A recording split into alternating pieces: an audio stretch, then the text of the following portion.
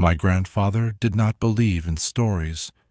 He believed in weather and in tools and in keeping his coffee cup on the same square of the table every morning of his life.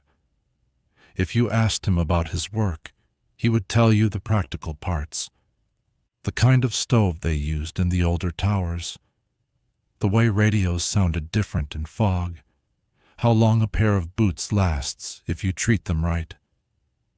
He had been a fire watchman for almost 40 years, and the only thing he ever said about it directly was that it was a quiet job, and that quiet was harder than people thought.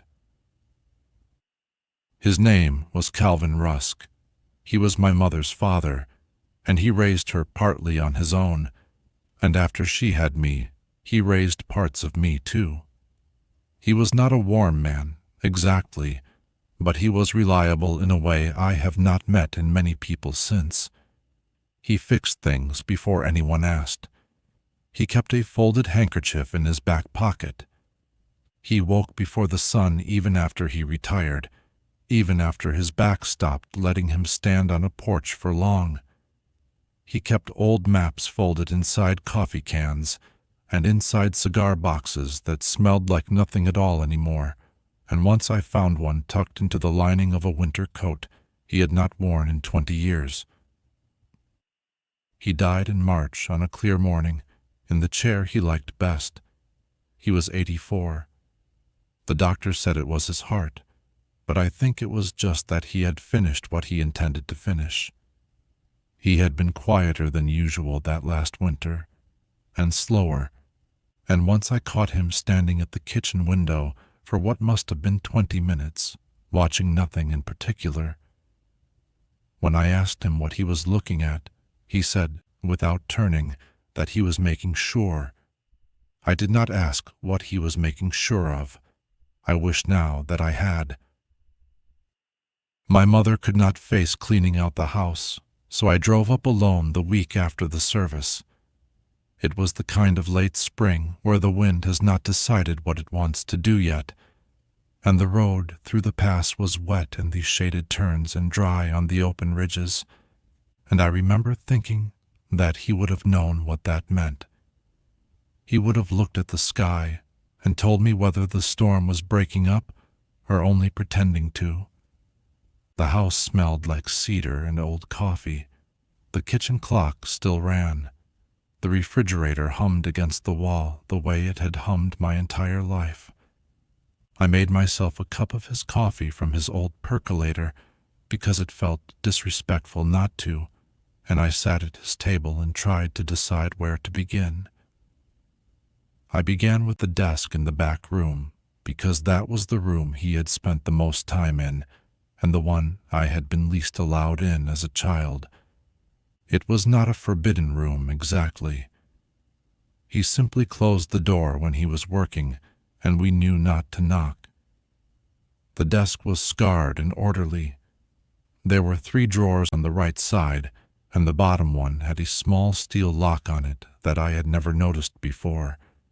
The key was not far. It was taped to the back of a framed photograph of my grandmother, who died before I was born. Inside the drawer was a fireproof box the size of a thick book.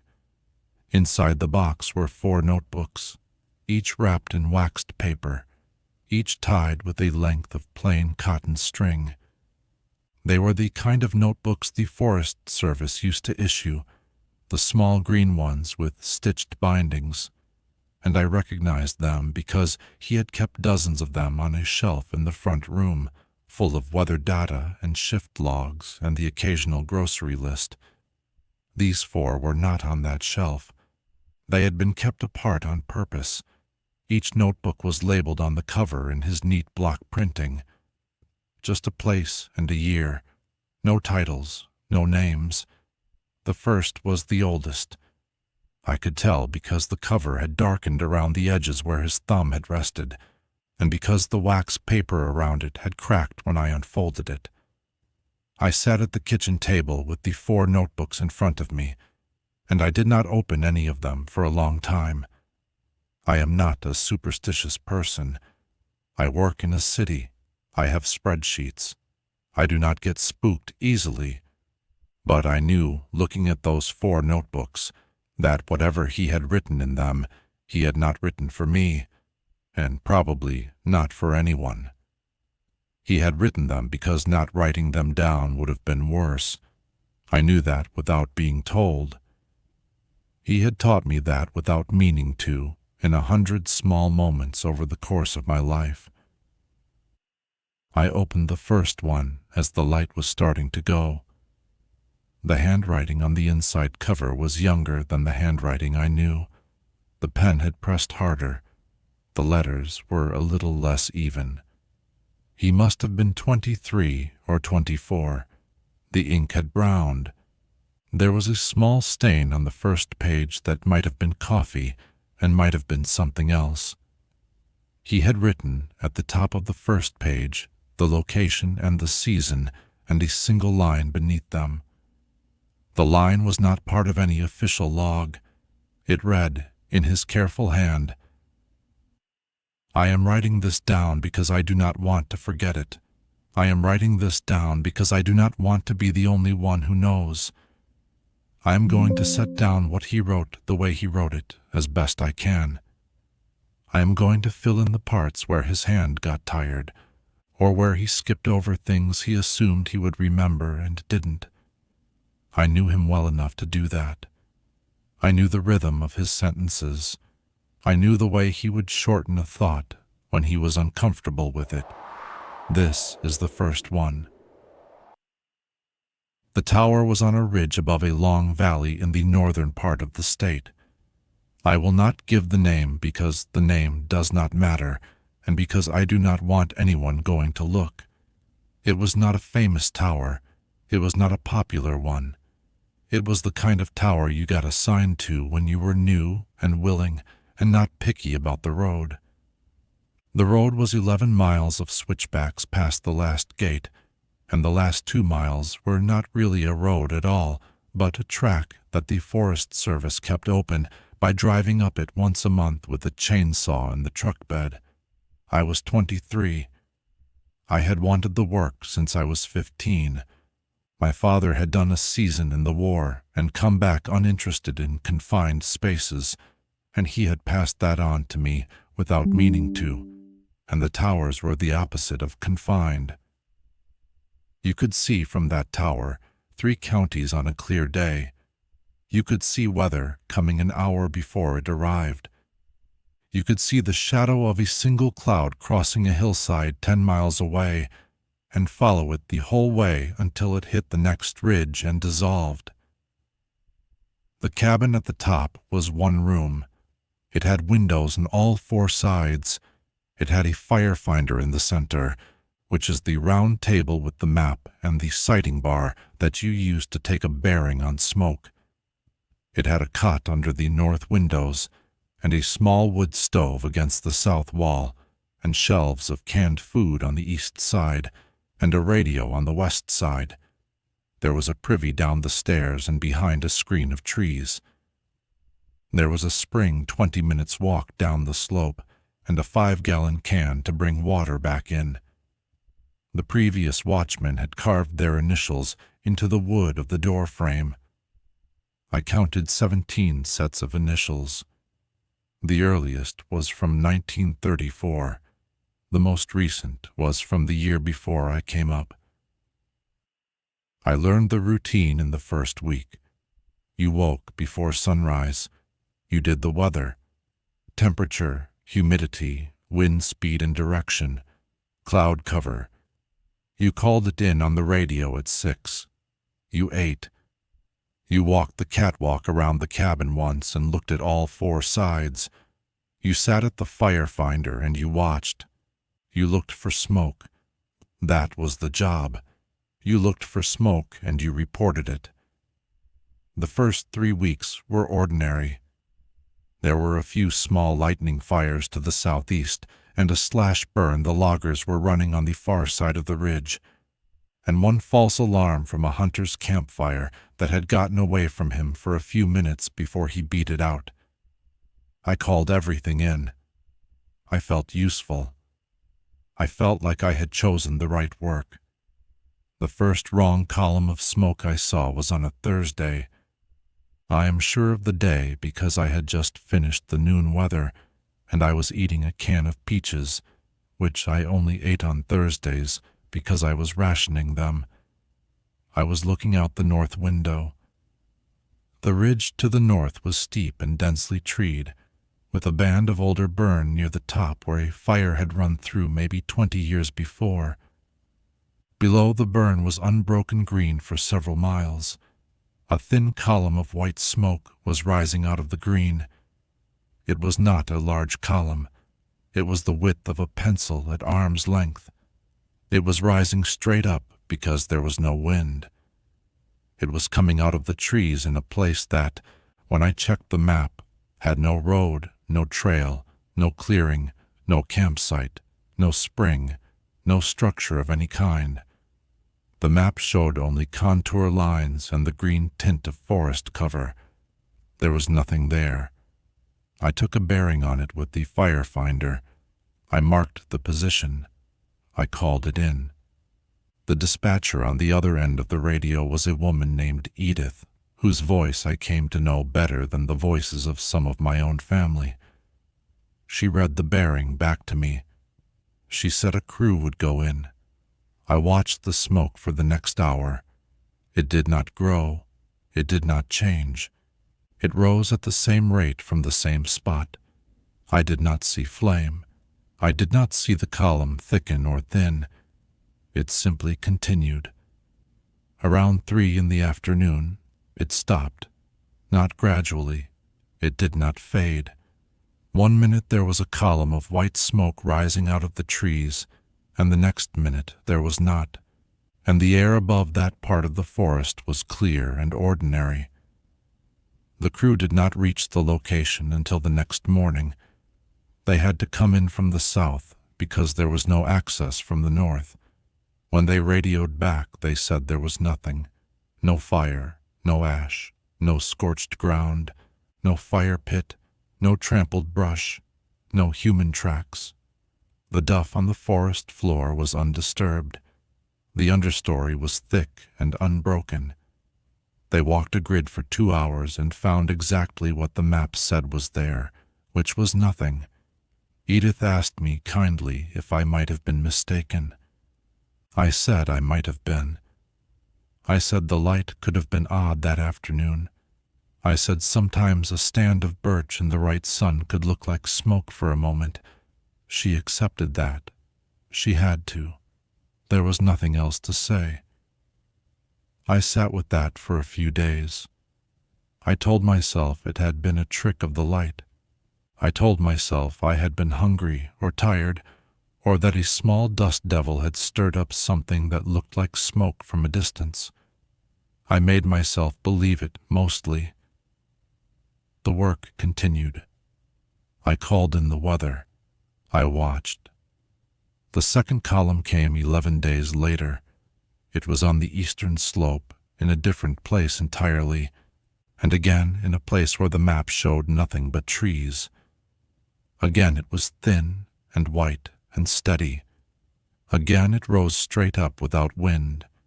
Again it lasted about 3 hours and stopped without thinning. I waited a long time before I called it in. I sat at the fire finder, and I watched it, and I tried to convince myself it was real. I tried to convince myself it was not real. I could not decide. In the end, I called it in because that was the job, and because if I did not call it in and there was a fire, the fire would be on me. Edith took the bearing. She did not say anything about the previous one. The crew went in the next day. They found nothing. The third column came a week after that, and the fourth 2 days after the third, and by then I knew that something was wrong. I knew it the way you know a piece of equipment is about to fail before it fails. There is a feeling, a slight off rhythm. The columns were not random. I could feel that, although I could not yet say why. I started keeping 2 sets of notes. The official log, which was the green-bound book the service required, in which I recorded only what I was willing to defend in front of another person, and a private notebook, which is this one, in which I recorded everything else. In the private notebook, I started making my own marks on a copy of the map, a small dot for every smoke column I saw, a date next to each dot. After 10 dots, I noticed the first thing that I did not want to notice, which was that every dot fell on a piece of the map that was blank. I do not mean unmapped. The map was not blank because the area was unexplored. The whole region had been mapped in detail. I mean that the dots fell, every one of them, in places where the map showed nothing of interest. No road, no trail, no clearing, no creek, no contour feature, no marked stand, no anything. They fell in the places a map ignores, the places that exist only because they are between other places. I sat with that for a long time, too. It was the kind of pattern that, once you saw it, you could not unsee. The smoke was rising out of the parts of the forest that the map had no reason to describe, the empty parts, the parts that, if you took a pencil and shaded in everything that had a name, would still be white when you were done. I started not reporting them. I want to be honest about that. The job was to report smoke. If I did not report smoke and a fire spread, that was on me. Children could die. Houses could burn. A whole drainage could go up. I knew that. I had been trained on it. I had signed for it. And I started not reporting them anyway, because every time I reported one, a crew went out and found nothing, and I could feel myself becoming the kind of watchman the supervisors quietly removed at the end of a season and did not invite back. I told myself a story to make it bearable. The story was that if the crews never found anything, then the smoke was not really there, and not reporting it was the same as not reporting a cloud. I knew the story was thin. I told it to myself anyway. I think most people, in most jobs, get through the harder weeks by telling themselves a thin story. The columns continued. They came almost every day now. They started appearing at the same time of the afternoon, between 2 and 4, like something running on a schedule. I watched them through the binoculars when I could not stand to watch them with my naked eye. I watched a single column for an entire afternoon once and tried to find any sign that it was being produced by a real source. There was nothing. The trees beneath it did not stir. No animals moved out from under it. No heat shimmer rose around it. It was simply there, and then, 3 hours later, it was simply not. I started reading the previous watchman's logs more carefully. The service kept the logs in a wooden cabinet under the cot. They went back to the 1940s, with gaps. Most of them were dry. Wind, temperature, humidity, smoke, all in tidy columns. But every so often, in the back of a log, there would be a few sentences that did not belong in the official record. A short note, a line or two.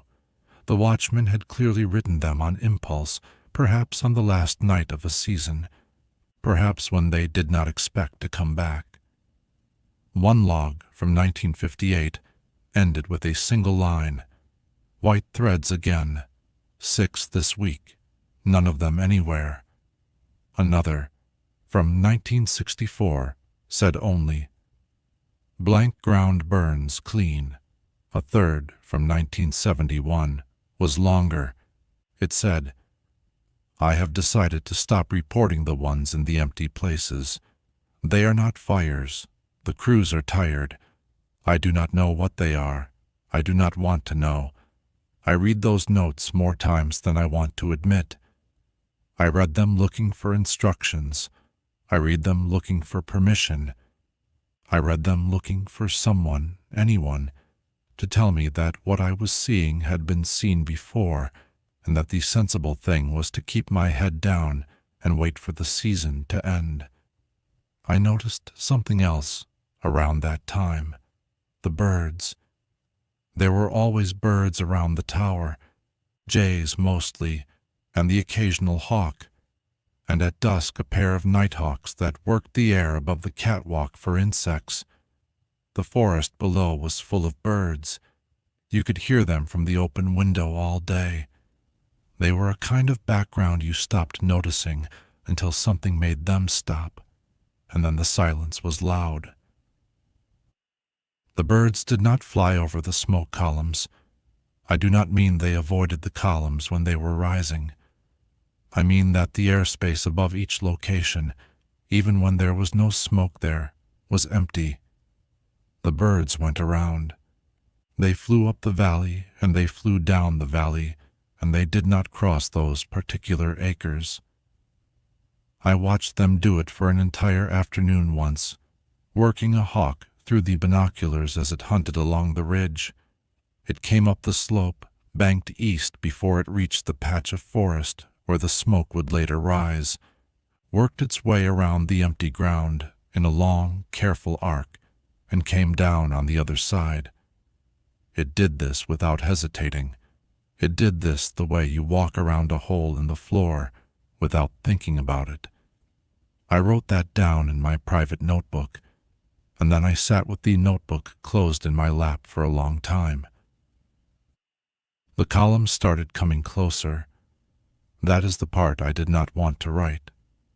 The earliest ones had been miles out, on ridges I could only see clearly through binoculars. The later ones were closer. 2 miles, then 1, then half a mile. One afternoon I watched a column rise from a piece of slope I could have walked to in 20 minutes. I could see the individual trees around it. I could see the duff on the ground. I could see plainly that there was nothing there to be burning. The smoke was simply rising out of the forest floor, as if the floor itself had decided to make smoke. I did not report that one either. I sat at the fire finder with my hands flat on the map, and I watched it for the 3 hours it lasted. And when it stopped, I made tea on the little stove and drank it slowly and tried to remember how a person was supposed to act on an ordinary evening. That night the radio did something it had not done before. The service used a fixed channel for the towers in our district. You learned the voices. You learned the cadence of the check-ins. After a while you knew, just from the way someone said their tower number, whether they were tired or hungry or in a good mood.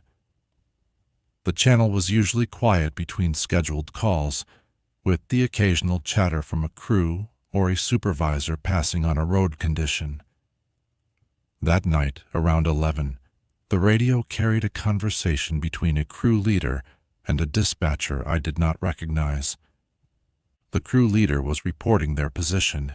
He was giving a bearing. He was describing a column of smoke. He gave the bearing in the same numbers I had used that afternoon. He described the smoke in the same words I had used in my private notebook. He said the column was thin and white and steady, and that there was no wind to move it. The dispatcher acknowledged. She told the crew to proceed to the location. She told them to be careful, because the duff was dry. I sat with my hand on the radio, and I did not move. I had not made any call that afternoon. I had not reported any smoke. There was no crew on that bearing. There was no dispatcher with that voice. I knew the voices on our channel, and that was not one of them. The conversation went on for perhaps 2 minutes. The crew leader gave updates as he moved up the slope. He described the trees. He described the slope's angle. He described, at one point, the smell of the air. He said it smelled like wet stone.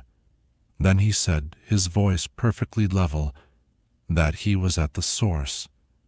He said there was nothing there. He said the duff was undisturbed. He said the air above the spot was cooler than the air around it. The dispatcher acknowledged. The crew leader said, "We are going to mark this location and withdraw. Recommend no further follow-up. Recommend we ask the watchman not to report this one again." The dispatcher acknowledged. The radio went quiet. I sat with my hand on the radio for a long time. I waited for the regular channel chatter to come back. It did eventually. A crew on the south end of the district checking in. A supervisor confirming a road closure. The ordinary noise of an ordinary night. I did not sleep that night. I sat at the fire finder with the lamp turned low, and I looked at the map. I drew a line, in pencil, around the empty areas where the smoke columns had been rising. The line made a rough shape. The shape was not random. It was, I realized slowly, a kind of border. The columns had been rising along the inside edge of an irregular oval that wrapped around the tower. The tower stood in the middle of the oval. The smoke had been rising all season from the boundary of something I had not known I was inside of.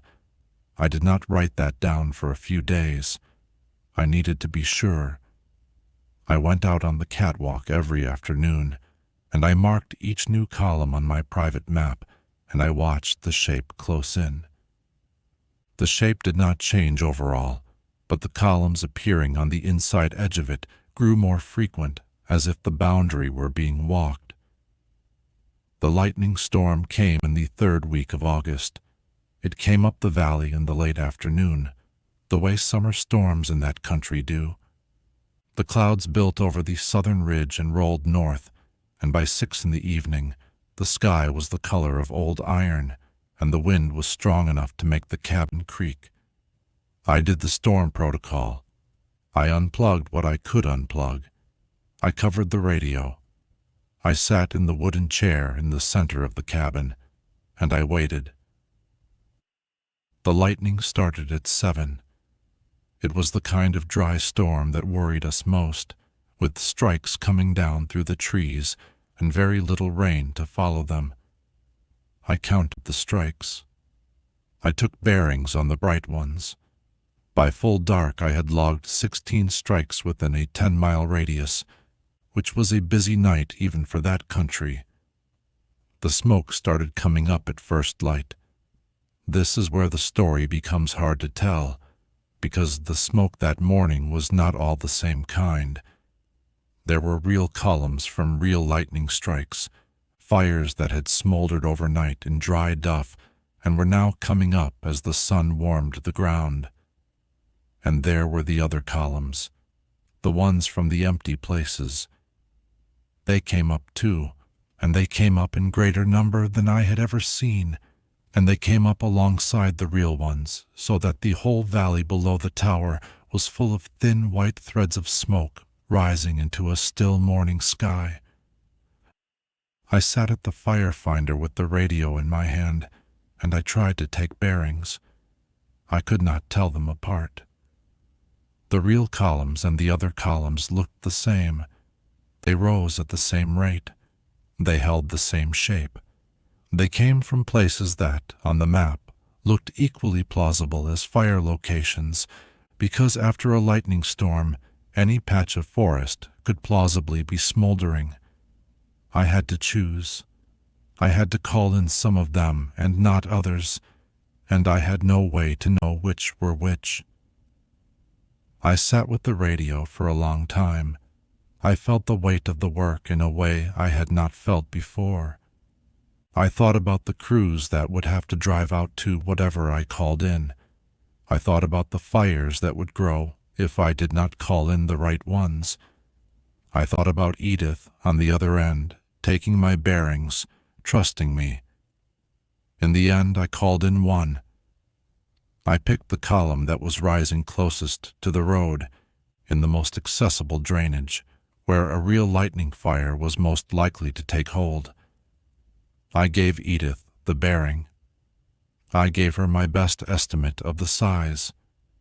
I told her it was urgent. She said a crew was already mobilizing. She said good work. The crew found a fire that morning. They found it about a quarter-mile from the bearing I had given. It was a real fire, started by a real strike, in a real place on the map. They put it out before noon. It was a small one.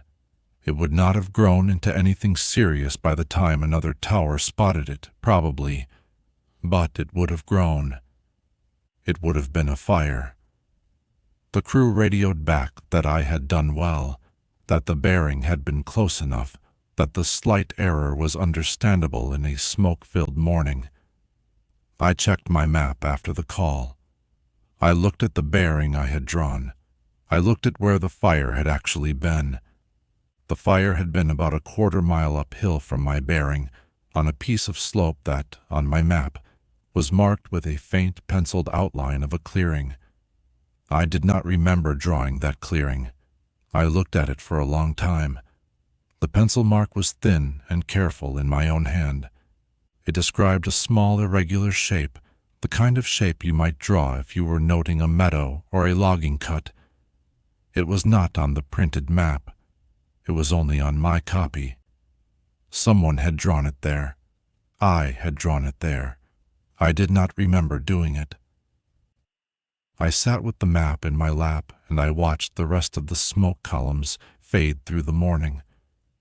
The real ones smoldered down or were put out by crews. The other ones stopped the way they always stopped, all at once, around the middle of the afternoon. By evening the valley was clear. I finished the season. I did not see another column after the storm. I do not know if that is because the boundary had finished whatever it was doing, or because I had stopped seeing them, or because I had become, in some small way, part of what I had been watching. I packed the cabin in late September. I left the wooden cabinet of logs where it was. I did not add my private notebook to the official log. I took it down the mountain with me, wrapped in a piece of oilcloth in the bottom of my pack. I have not been back to that tower. I have looked at the map sometimes in the years since, and the area is still marked the way it was. Trees and contour lines and the small triangle that marks the lookout. The blank places are still blank. The map does not know what I saw. The map cannot. I learned one thing that season that I have carried since. It is the only lesson from that summer that I can say cleanly. It is this: when you watch a thing carefully enough, the thing begins to know you are watching. I do not know what that means. I do not know whether it is true everywhere or only in certain places. I only know that I learned it on that ridge, in that cabin, and that I have not been able to forget it. I am going to stop writing now. The lamp is low and my hand is tired. If anyone ever reads this, I would ask them only one thing. Do not go looking for the place. Do not try to find the boundary. The boundary does not need any more attention than it has already had. That is the end of what he wrote in the first notebook. I closed the first notebook and I sat with it on my knees for a long time. The light had gone while I was reading. The kitchen had filled with the soft blue you get in mountain houses in the hour after sunset, and the refrigerator had cycled twice, and a wind had come up against the north side of the house and gone again. I had not noticed any of it. I had been on a ridge in northern Idaho with a man who was not yet my grandfather, watching smoke rise out of nothing. I made myself stand up. I made myself turn on the kitchen light. I made myself put a kettle on the stove, because doing something with my hands was easier than not doing anything with my hands. While the water heated, I looked at the 4 notebooks again. I had laid them out in a row on the table, in the order he had stored them. The first one I had now read. The second was thicker than the first, and the cover was warped, as if it had once gotten wet and dried slowly. The third was the cleanest of them. The fourth was the smallest, and the binding was loose, and one corner of the cover had been folded down and pressed flat for so many years that the fold had become permanent. I turned the first notebook over in my hands. On the inside back cover, in the same neat block printing as the front, he had written a short list. I had not noticed it the first time through. The list was undated. It said, "Do not invite, do not over-report, blank ground. Watching changes, the thing watched." I read the list twice. I told myself that the first three were practical reminders, the kind of shorthand a man might write to himself at the end of a hard season. Do not invite anything in. Do not over-report, because over-reporting wears down the crew's and your own credibility. Blank ground, meaning watch out for places the map does not describe. The fourth one I could not flatten out so easily. Watching changes, the thing watched. That was not a piece of practical advice. That was a sentence a man had written down because he had begun to believe it. The kettle went off, and I made myself a cup of his coffee, and I sat back down. I did not want to open the second notebook in the dark, but I also did not want to leave it for tomorrow, because I had the feeling that if I left it for tomorrow, I would not open it at all. I would put the box back in the desk and lock the drawer and tape the key back behind the photograph of my grandmother and tell myself that whatever he had wanted to say, he had said it to himself, and that was enough. I knew that was not enough. He had kept these for a reason. He had kept them locked and labeled and wrapped and stored together, and he had not destroyed them, even though he had had decades to destroy them. He had wanted them to be found. He had not wanted them to be read by a stranger, but he had wanted them to be found by someone who would understand his handwriting. I opened the second notebook. The handwriting was steadier than in the first. He was older by then. The pen strokes were calmer and the letters more even, and the dating on the inside cover put him in his middle 30s. The waxed paper around it had a faint smell of something like creosote and old rain. He had written again in only a single line on the first page. "This one I am writing because I almost opened the door." The tower in Oregon was a different kind of tower from the one in Idaho. It was newer, in the sense that the cabin had been rebuilt sometime in the late 50s, but the staircase was older. The staircase had been there since the original tower, which had burned in the 40s and been rebuilt around its own legs. You could see the older bolts where they had been left in the steel, and you could see the newer bolts where the rebuild had added bracing, and you could see, if you knew where to look, the marks on the lower flights where animals had climbed the stairs in winters when no one was there. It stood on a high shoulder of the Cascades, above a slope so steep that the trees below the cabin looked, from the catwalk, like a green wall instead of a forest floor. The slope went down for 1,000 feet before it leveled into a long, wet drainage of moss and ferns and old growth. The drainage held weather. Most days, even in summer, there was cloud in the bottom of it. You could watch the cloud move along the drainage like a slow river. Sometimes the cloud rose up the slope and put the tower inside it for a day or two, and during those days you could not see your own hand at the railing, and you ate, slept, and watched the radio for the duration because there was nothing else you could see. I was 36. I had done a number of seasons by then in different country, and I had a wife and a young daughter at home, and the work paid better than what I could find in town, and I knew the routines well enough that I could do them with my mind half on something else, which is what most experienced watchmen learn to do whether they want to or not. The staircase was the longest staircase of any tower I have ever worked.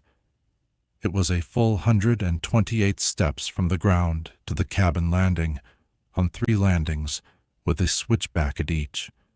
The steel had a particular voice when you climbed it, which is the only word I can think of for the sound. Each step rang slightly, and the rail hummed when the wind came up, and at certain temperatures the whole staircase ticked as the metal contracted in the cold. After a while you stopped hearing the staircase consciously. It became part of the cabin, the way the wind in the eaves becomes part of the cabin. You would not have noticed if it had stopped. You would have noticed if it had begun. The first time I heard the footsteps, I was in bed and had not yet fallen asleep. It was the 2nd week of the season. The cloud was sitting in the drainage that night, and a soft rain had been on the windows for an hour. I was lying with my eyes open, watching the dim square of the north window, listening to the rain and to the small adjustments of the cabin in the wind. The footsteps came up the lower flight first. They were slow. They were measured. They were the sound of a person climbing stairs in no hurry, taking each step deliberately. The cadence was even. There was no scraping or stumbling. It was not the sound of an animal, which is uneven and quick. It was not the sound of wood settling, which is sharp and irregular. It was the sound of a person climbing the stairs of the tower at, by my reckoning, a few minutes after midnight. I sat up. I listened. The footsteps reached the first landing. They paused. Then they began on the 2nd flight. I was, by that age, not easily frightened by sound. I had been alone in enough remote places to know that sound carries strangely at night, and that the brain is good at making people out of wind. I told myself as I sat up in the cot that there would be an explanation. A late hiker, a poacher, a Forest Service employee who had decided to drive up the road and surprise me, although that would have been unusual. Someone, in any case, with a body and a name and a reason. The footsteps reached the 2nd landing. They paused. Then they began on the 3rd flight. I got up. I put on my pants and my shirt.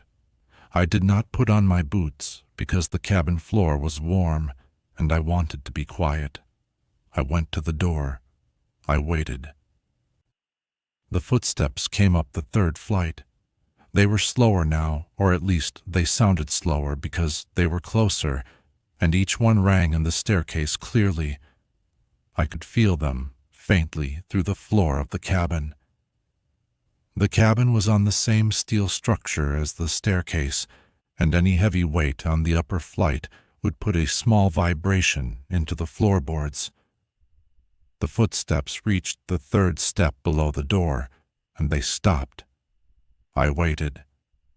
I counted to 10. I counted to 20. I counted to a minute. There was no other sound. There was no breathing, no shuffling, no cough, no weight shifting. There was only the rain and the wind and the small constant sound of the wet trees below. I opened the door. The platform was empty. The rain had blown across it in a thin, uneven sheet. The wood of the planking was dark with water. The steel of the railing shone where the light from the cabin caught it. There was no one on the platform. There was no one on the staircase. There was no one on any of the landings I could see from the door. I stood there for a long time, with the rain coming sideways into the doorway and wetting my socks, and I looked at the empty platform, and I told myself, very firmly, that I had been more tired than I thought. I closed the door. I went back to bed. I did not sleep until almost dawn. The next night, the footsteps came again, at the same time, in the same cadence. The night after that, also. By the end of the first week, I knew they were coming, and I knew when they would come, and I could lie in the cot and count down the seconds before the first step rang on the lower flight. They came a few minutes after midnight, every night, and they climbed the stairs the same way, and they stopped on the third step below the door, and they did not move after that. I never heard them go down. I tried explanations.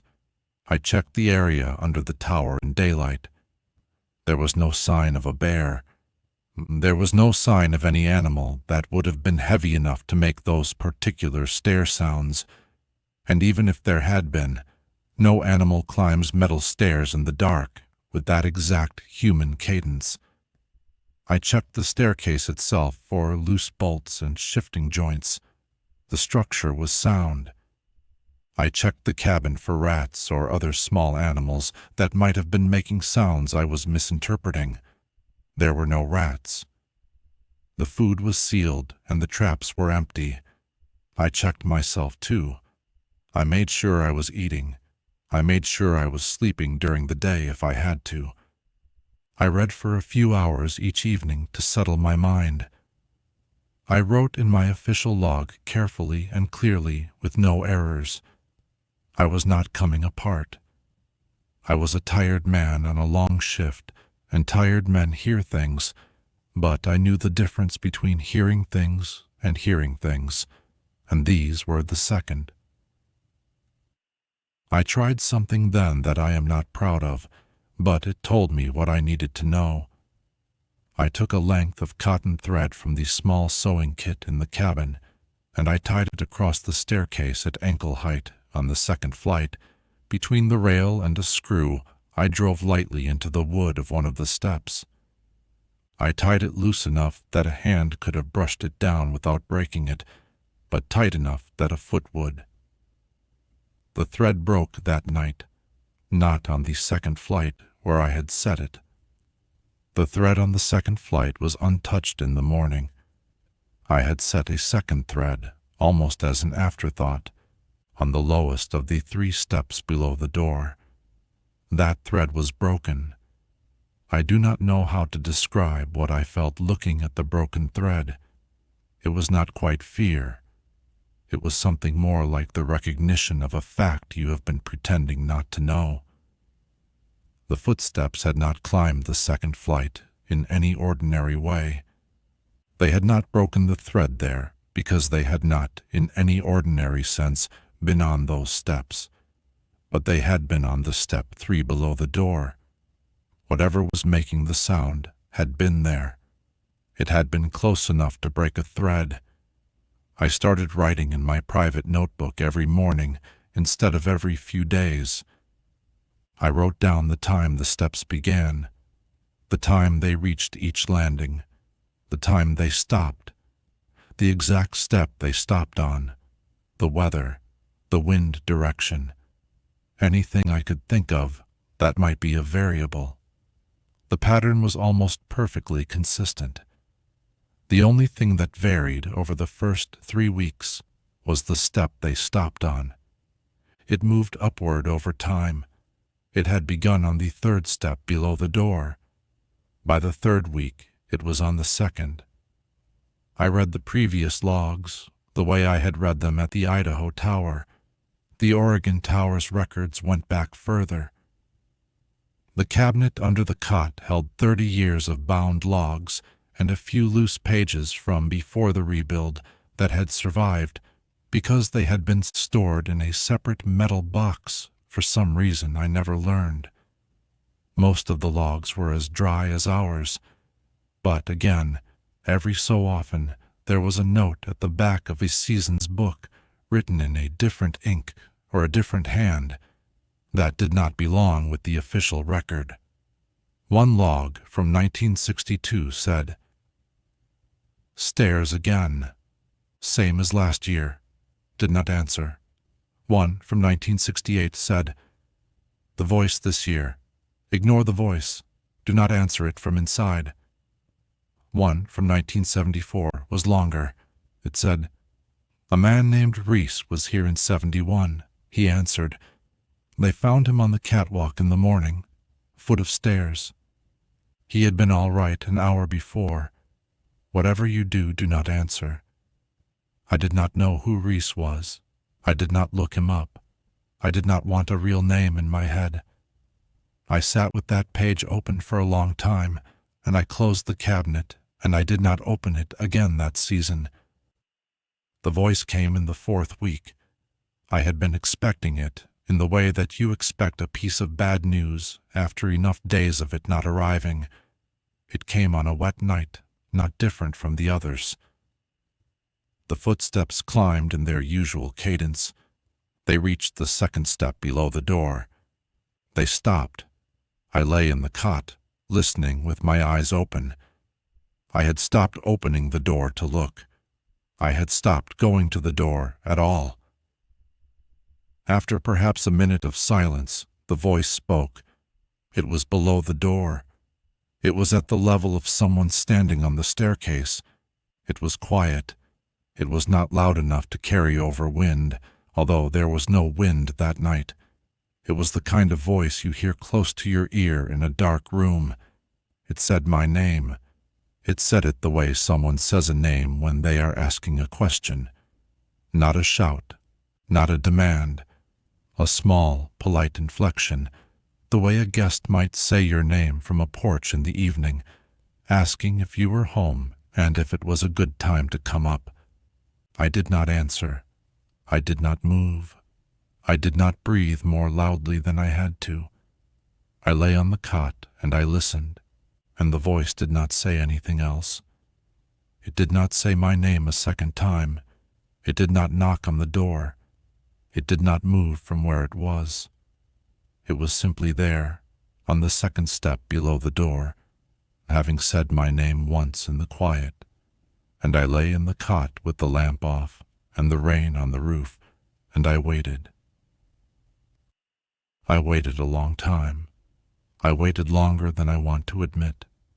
There was a part of me that wanted to answer. I want to be honest about that. The part of me that wanted to answer was not a frightened part. It was a polite part. It was the part that had been raised to answer when someone said your name. It was the part that, at 36, after a wife and a child and years of small civilities, had been trained for so long to respond to my own name in a voice that sounded like someone asking permission, that the not answering was harder than the answering would have been. I did not answer. The voice did not speak again that night. The footsteps did not move.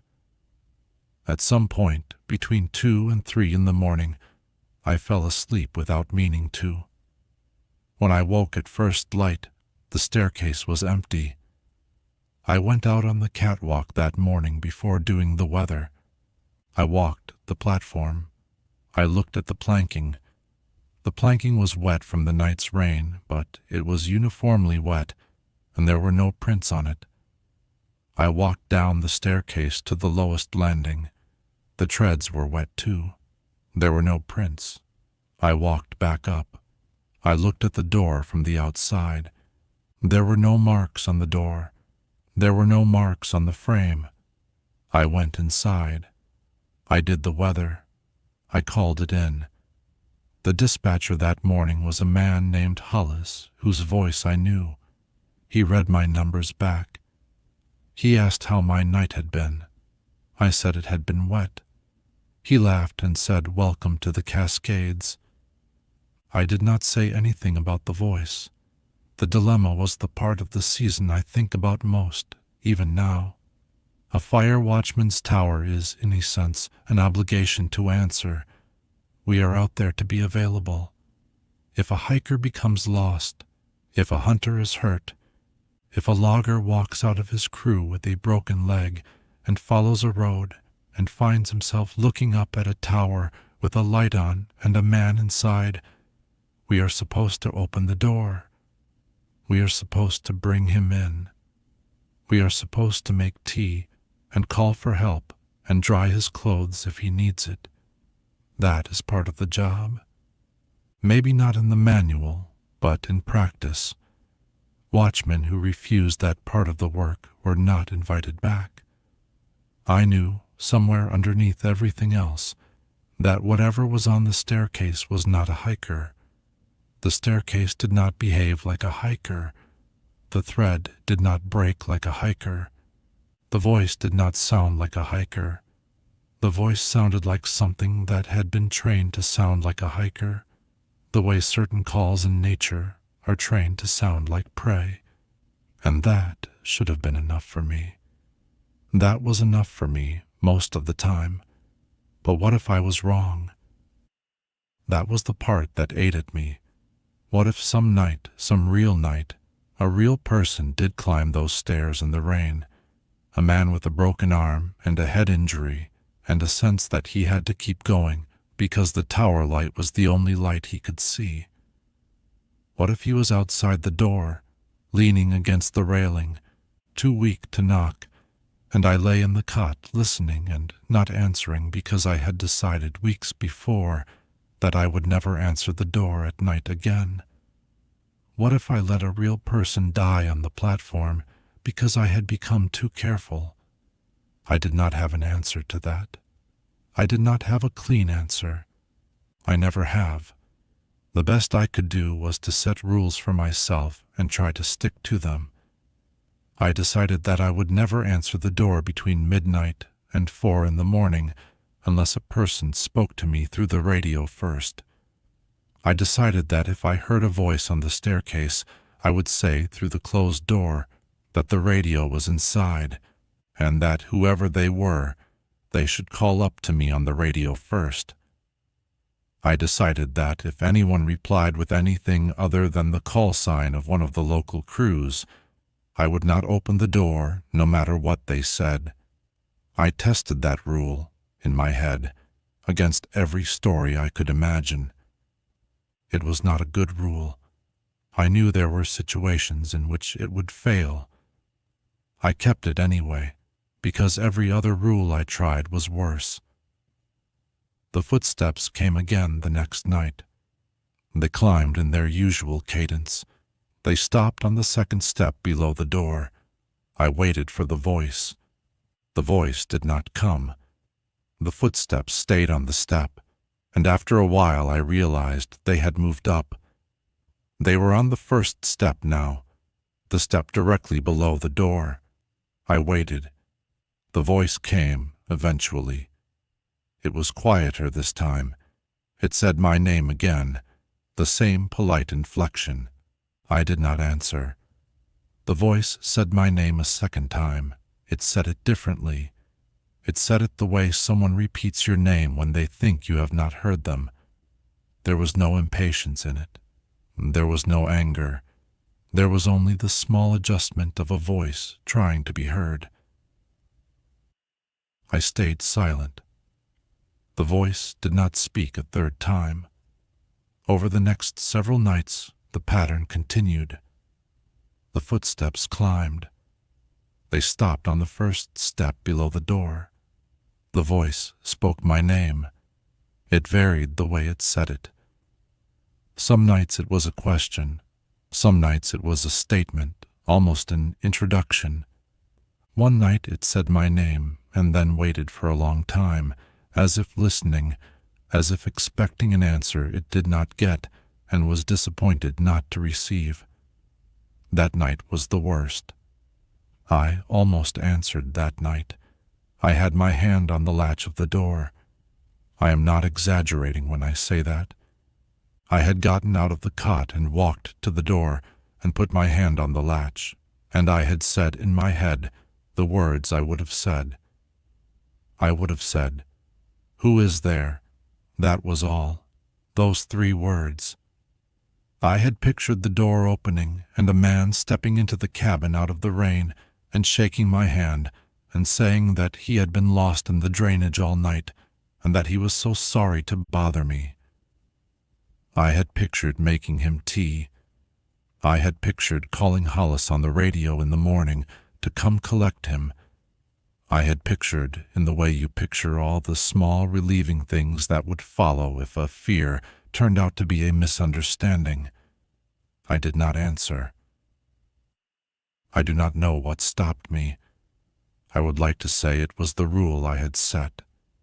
I would like to say it was the previous logs, or the broken thread, or the way the voice had said my name with that careful, listening inflection.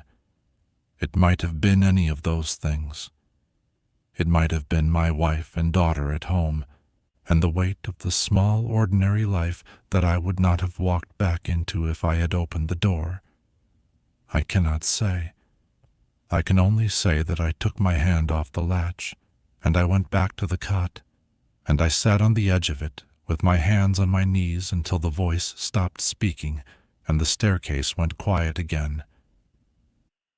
That was the worst night, but it was not the last. The dream started after that. I dreamed of opening the door. I dreamed it without drama, without nightmare, in the bland, matter-of-fact way you dream about doing something you have been thinking about all day. In the dreams, I would simply walk to the door, lift the latch, and open it. There would be someone outside. I never saw them clearly. They would be on the platform, and they would step inside, and I would close the door behind them. The dreams were not frightening while I was in them. They were frightening when I woke up. I started waking up at the door. I do not mean I sleepwalked all the way to opening it. I mean I would wake in the small hours, standing at the door with my hand on the latch. The first time it happened, I almost wept. I went back to the cot and I tied a length of cotton thread around my wrist and around the leg of the cot, loosely enough that it would not wake me if I turned, but tightly enough that I would feel it pull if I tried to walk to the door. The thread held the next several nights. On one night I woke, and the thread on the cot leg was untied, neatly and laid on the floor, and I was halfway to the door already. I started sleeping with my boots on. I do not know why. It felt like a small dignity. It felt like something a man does when he expects to need to walk somewhere quickly. The radio began carrying breath. This is the part I am writing slowly, because I do not want to get it wrong. The radio in the cabin had been ordinary all season. The usual chatter, the usual checks, the usual occasional dead air. In the second to last week, I noticed that whenever the footsteps began on the lower flight, the radio would carry a faint sound under the carrier wave. It was not loud. It was not a voice. It was the sound of breathing. Slow, even breathing. It would start when the footsteps started, and it would stop when the footsteps stopped on the step below the door. It did not match the cadence of the footsteps. It was its own thing. It was as if something else, somewhere else, was breathing in time with whatever was on the staircase. I stopped using the radio at night unless I had to. I would unplug it before midnight and plug it back in at dawn. The breathing did not come during the day. The last night was the night the footsteps reached the platform. It was the third to last night of the season. The weather was clear, by Cascade standards. The drainage below the tower was empty of cloud. The stars were out, faint past the moon. I had been writing in my private notebook with the lamp on low, sitting at the small table near the radio. I heard the footsteps begin on the lower flight. I closed the notebook. I turned the lamp off. I sat in the dark. The footsteps climbed in their usual cadence. They reached the second landing. They reached the third flight. I could hear them more clearly than I had ever heard them, ringing on the steel of the stairs. They reached the step below the door. They paused. Then they took one more step. The footstep on the platform was quieter than the steps on the staircase had been. The platform was wood. There was no ring. There was only a slight shifting weight, the small pressure of a foot finding its place on the planking. The weight settled. There was a pause. Then there was another footstep. Then another. The footsteps moved across the platform. They did not approach the door. They moved past the door. They moved along the platform toward the catwalk. I could hear them through the wall of the cabin, soft and steady, walking. They reached the corner of the platform where the catwalk began. They turned onto the catwalk.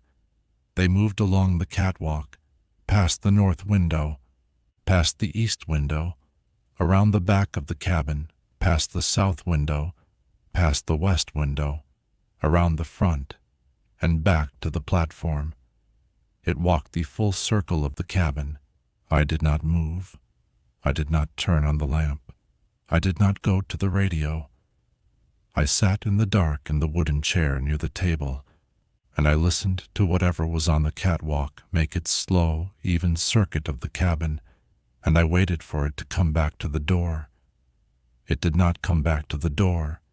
It made the full circle, and at the end of the circle it returned to the place on the platform where it had first stepped off the staircase, and it stopped. It stayed there for the rest of the night. There was no breathing on the radio that night. The radio was unplugged. There was only the silence of the cabin and the small, shifting wind on the metal of the staircase and the knowledge of a weight on the platform, settled, patient, not moving. It was gone by dawn. I did not hear it leave. I did not hear footsteps going back down. The first sound of the morning was a jay calling somewhere on the slope, and a small wind starting in the trees, and the shifting tick of the staircase as the steel began to warm. I waited until the sun was fully up. I waited until I was sure. Then I opened the door. The platform was wet, although it had not rained that night. The wood was dark with water. The water was patterned. There were footprints on the platform in two clear sets. One set led from the top of the staircase across the platform to the catwalk. The other set led from the catwalk back to the same spot at the top of the staircase. The two sets met at a single place, near the head of the stairs, and the place where they met had a third pattern of water, more diffuse, as if something had stood there for a long time with water dripping off it. The prints were the wrong shape. I do not know how to describe them. They were not human. They were not animal either. They were the shape of something that had been told what a footprint looked like and had tried, but the proportions were off. The toes were too even. The arch was wrong. The heel was deeper than it should have been and shaped like nothing I have ever seen on a foot. They were the right size for a person. They were not the right shape, but they were not so far off as to be obviously not a person. They were close enough that, if I had wanted to, I could have told myself it was a man with strange boots. I could have told myself the wood had warped the prints. I could have told myself a number of things. I did not tell myself any of them. I looked at the prints for a while, and then I went inside, and I made coffee, and I sat at the table, and I drank it. I did not finish the season. I drove out 3 days later. I told the supervisor I was not feeling well, which was true enough, and he was sympathetic, and another watchman came up to finish the last 2 weeks. I do not know if the footsteps came for him. He never said anything to me about them, and I never asked. The lesson of that tower was simpler than the lesson of the first. The first tower taught me that watching changes the thing watched. The second tower taught me that not every visitor wants to be let in, and that not every voice that says your name is asking the question you think it is. There are doors a man opens because he is good. There are doors a man opens because he is curious. There are doors a man does not open at all, and the reason he does not is harder to explain than the reason he does. I have kept doors closed since. My wife noticed. My daughter noticed eventually. They thought it was a habit, an old man's eccentricity, the kind of small ritual that comes from a long time alone in remote places. They were not wrong exactly. They were not right either. There is a kind of rule a man builds in himself after a season like that, and the rule does not always have to make sense to anyone else. That is the end of the second notebook. I am going to put it away now. I do not like reading it. I closed the second notebook, and I sat with my hand flat on the cover for a while. I had not noticed that I was cold. The wind outside the house had changed direction at some point in the last hour, and had started in on the north wall the way it did most evenings in that country, a steady push that made the old siding tick the way the staircase had ticked. I got up and turned the heat on and stood in the hallway, listening to the furnace catch and warm. I went to the front door, which I do not know why I did, and I checked the latch. The latch was thrown. The chain was on. I stood there with my hand on the chain for a moment, and I told myself in my grandfather's voice that I was being foolish, and then I told myself, also in his voice, that he had been foolish too. I went back to the kitchen. The table was where I had left it. The 4 notebooks were in their row. The first 2 were closed. The third was waiting. I noticed as I sat down a folded square of paper that had fallen out of the second notebook when I had set it back on the table. It must have been tucked between the back cover and the last page. I had not seen it during the reading. I unfolded it carefully. The paper was old. It was a piece of dispatch form, the kind of carbon copy form the service used in the 60s and 70s, and the printing on it was faded, but still legible. The form was a logged contact summary from one of the Cascades district radio rooms. It noted a routine check-in, a weather note, and a single line in the comments column. The comments column read, "Watchman states subject was on platform overnight. Watchman declined to elaborate. No further action recommended." I sat with the form for a long time. There was no name on it. The signature line was filled in, but the ink had faded almost to nothing, and what I could make out of it could have been my grandfather's handwriting, or could have been any of a dozen other names. The date matched the season I had just read. The dispatcher's call sign was Hollis's. I put the form back inside the second notebook. I closed the notebook. I moved on. The third notebook was the one with the cleanest cover. The waxed paper around it had been newer, or it had been wrapped more carefully, or both. The handwriting on the inside cover was the handwriting of a man in his late 40s or early 50s. Steady, even. Familiar to me from birthday cards and grocery lists and the labels on the small tools in his shop. He had written again only a single line on the first page. I do not know if I should keep writing these. I do not know if writing them down is the thing that makes them real. The Montana Tower was a different country altogether from the Oregon one. It sat on a long, open ridge above a basin of dry grass and pine, with a road that came up from a ranch on the south side and a service track that came down from a forest road on the north. From the catwalk you could see for 50 miles on a good day. You could see the curve of the basin like a shallow bowl, and the dark stripe of an old burn scar across the southern slope, and the faint road dust of a ranch truck moving on a county road 12 miles out. The country was open. The country was hot. The country was dry in a way that made you understand, in your skin, what fire risk meant. I was 48. I had a wife at home, and a daughter who had her own life by then, and a small grandchild I did not know as well as I wanted to. I had been a watchman for a long time. I had earned my way into the better stations, the ones with reliable radios and decent water, and supervisors who left you alone when you did the work. The Montana Tower was one of those. The new equipment had come up 2 years before. The radio was good. The weather instruments were good. There was a small refrigerator in the cabin that ran off a propane tank, which was a luxury I had not had at any other station.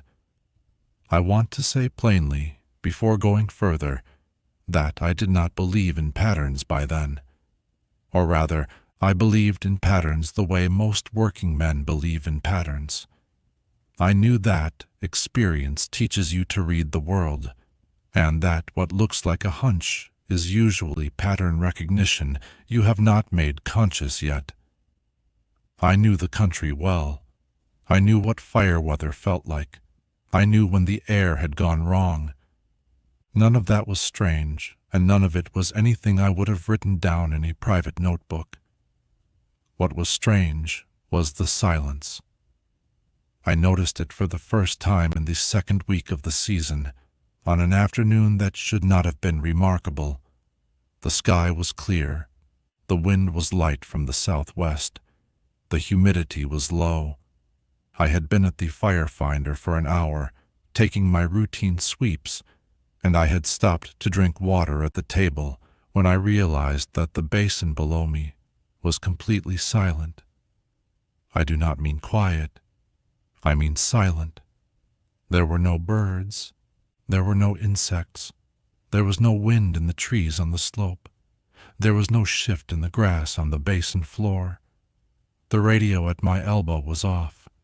The cabin around me was still. I could hear my own breathing. I could hear the soft tick of the metal roof in the heat. I could hear nothing else. I sat with that for a while. Silence in the country is not an unfamiliar thing. There are moments in any wild place when the small sounds line up in such a way that they cancel one another out, and you can hear briefly what people used to call the quiet of the world. I had heard those moments before. I had liked them. They had felt restful. This silence did not feel restful. It felt held. It felt the way a room feels when everyone in it has stopped talking at the same instant for a reason you do not yet know. It lasted about 20 minutes. Then a jay called somewhere on the slope, and a breeze came up in the grass on the basin floor, and the world resumed itself, and I returned to my routine. That night, a thunderstorm came through about 40 miles to the southeast. By morning, there were 2 small fires on the ridges down in that direction, both started by lightning. I did not see either of them. The watchman on the towers closer to the storm reported them, and the crews went in and dealt with them. I noted the events in my official log. I did not connect them, then, to the silence I had heard the day before. There was no reason to. The silence had been hours before the storm, and many miles from the fires. The second silence came 8 days later. It was a hotter day. The wind was higher. I was on the catwalk, doing a slow walk around the cabin, when I noticed it, same as before. No birds, no insects, no wind. The grass on the basin floor had stopped moving, as if someone had thrown a switch. I came around the corner of the catwalk, and the air on the south side was as still as the air on the north. The whole basin was inside it. That silence lasted about 40 minutes. I went back inside and did weather. I noted the silence in my private notebook, although I did not yet know why. I called in the weather to the dispatcher. I sat at the firefinder and I watched. About 90 minutes later, on a slope due south of me, a thin column of smoke went up. There had been no lightning. There had been no storm. The wind had been steady from the southwest all morning, light and dry, the kind of wind that does not move things. The sky overhead was clear. There was no human source on that slope. It was Forest Service land, with no roads or trails for miles, the kind of place where a smoke column should not have been possible. But there it was, and it was real, and it grew. By the time I had taken a bearing and called it in, it was already a few acres. The crew got there by late afternoon. They put it out before dark. They could not determine the ignition source. The investigators' report eventually called it an undetermined natural cause. I went back to my private notebook that night, and I drew a small star next to my note about the silence. I wrote a short line under the entry, 40 minutes silent, 90 minutes to ignition, due south. I want to be clear that I did not, at that point, think anything more than that I had noticed an odd correlation. I had been a watchman long enough to know that the country sometimes goes quiet before a heat shift, that animals sometimes feel pressure changes before we do, that the things we count as separate phenomena are often the same phenomenon moving through a series of different bodies. I told myself the silence had been the country bracing for some pre-fire condition I did not understand. I told myself it would be useful. If a silence preceded a fire, I could call ahead. I could give the crews more time. The third silence came 4 days after that. I was waiting for it by then. When the basin went still in the late morning, I marked the time, I noted the conditions, and I started watching for smoke. I watched the basin steadily for the next 2 hours. The silence lasted almost an hour. After it ended, I expected smoke. None came. I almost felt relieved.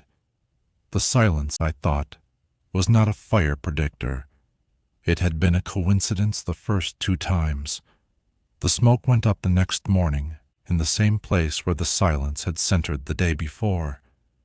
A stand of pine on a slope to the west, in country that was again roadless and trailless, where there was no plausible human source. Lightning data from the regional office showed no strikes within 50 miles overnight. The fire was small. The crew put it out. The cause was undetermined. I went back to my notebook and I drew another star. I started keeping more careful records. I noted for each silence the time of onset, the duration, the apparent center of the silence as best I could locate it from the catwalk, the weather conditions, and the time and location of any fire that followed.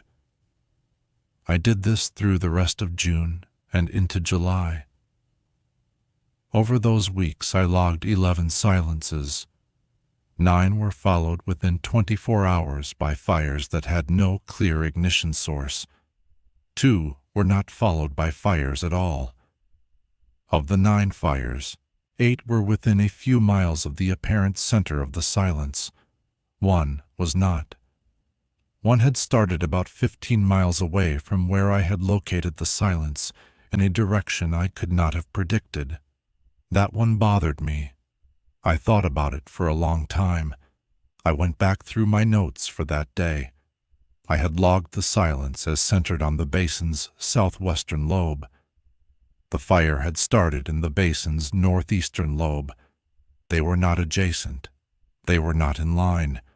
The fire had not moved from where it started. It had simply ignited there, in that one spot, while the silence had been somewhere else entirely. I could not square that with the pattern I had been building. I sat with it for several days. I tried at one point to convince myself that I had simply located the center of the silence wrong. The basin was wide and sound carried strangely, and locating the center of a silence is not like locating the source of a sound. I could have been off by miles. I could have been. I did not believe I had been. The silence had been clearly in the southwest. I had walked the catwalk during it. I had stood at the southern railing, and the silence had pressed on me. I had stood at the northern railing, and the silence had been faint there, on the edge of the basin's far rim, almost not there at all. The center had been southwest. I was as sure of that as I was sure of any of my readings. The fire had been northeast. I thought about this for several days, and then I thought about something else, and the something else was the one thing I had not wanted to think about. I had reported the silence in the southwest. I had put my voice on the radio, and I had told the dispatcher I was watching the southwest closely because I had noticed a pre-fire condition and I wanted them to be aware. The dispatcher had passed the note up the chain. A patrol from a ranch road further south had been redirected, very lightly, to drive a particular forest road that ran along the southwestern lobe, in case my hunch was right. The patrol had spent the morning on that road. They had been in the southwest. They had not been in the northeast. If they had not been redirected, they would have been on a different road that day. A road that ran along the eastern side of the basin. A road that, on certain days, was within sight of where the northeastern fire later started. I do not know whether they would have spotted smoke earlier. I do not know whether they would have prevented it. I do not know whether their being elsewhere allowed something in the country to do something it would not otherwise have done. I do not know any of those things, and I do not want to claim them. I only know that the fire started where they were not. I sat with that for a long time. I sat with it through the rest of July. I kept watching for silences. I kept noting them. I noticed, over those weeks, 2 more occasions when something similar happened. A silence in one place. A small shift in patrol or crew location based on my report. A fire later, somewhere else, in country that the patrol or crew would otherwise have been near. The pattern was not strong enough to be evidence. The pattern was too strong for me to ignore. I started not reporting the silences. I want to be careful about how I say this, because I am not proud of it, and because I do not think it was the right thing to do exactly, although I do not know what would have been better. I told the dispatcher I had been hearing what I had been hearing. I did not tell her what it meant. I did not say I thought the silence was preceding the fires. I gave her, on those days, what I thought was an honest version of the weather and conditions, and I let the silence sit in my private notebook without going on the radio. The first time I held back a silence, no fire came. The basin stayed quiet, in the ordinary sense of quiet, for the next several days. I thought, with a kind of cautious relief, that I might have broken whatever loop I had been part of. The next silence I held back was longer. It went almost 2 hours. It was the largest silence I had recorded that summer. It centered on a wide piece of basin floor, near a small ranching operation on the south side. I sat at the fire finder and I watched. I did not call it in. I told myself I was experimenting. I told myself I needed to know whether reporting the silences was making them worse. A fire started that night, about 20 miles from the basin, in country I had not been watching. It was not in the silence's center. It was not in the silence's predicted direction. It was, again, in a place that the duty crews had been pulled away from earlier in the day for an unrelated training rotation. It was a fire that, by morning, had grown large enough to threaten a stretch of ranch land. It was not a fire that killed anyone. The crews got there in time. The damage was bearable. The cause was determined to be a downed power line, which was a real and ordinary cause, and which had nothing to do with anything I had been seeing. I want to say that very clearly. The fire had a real cause.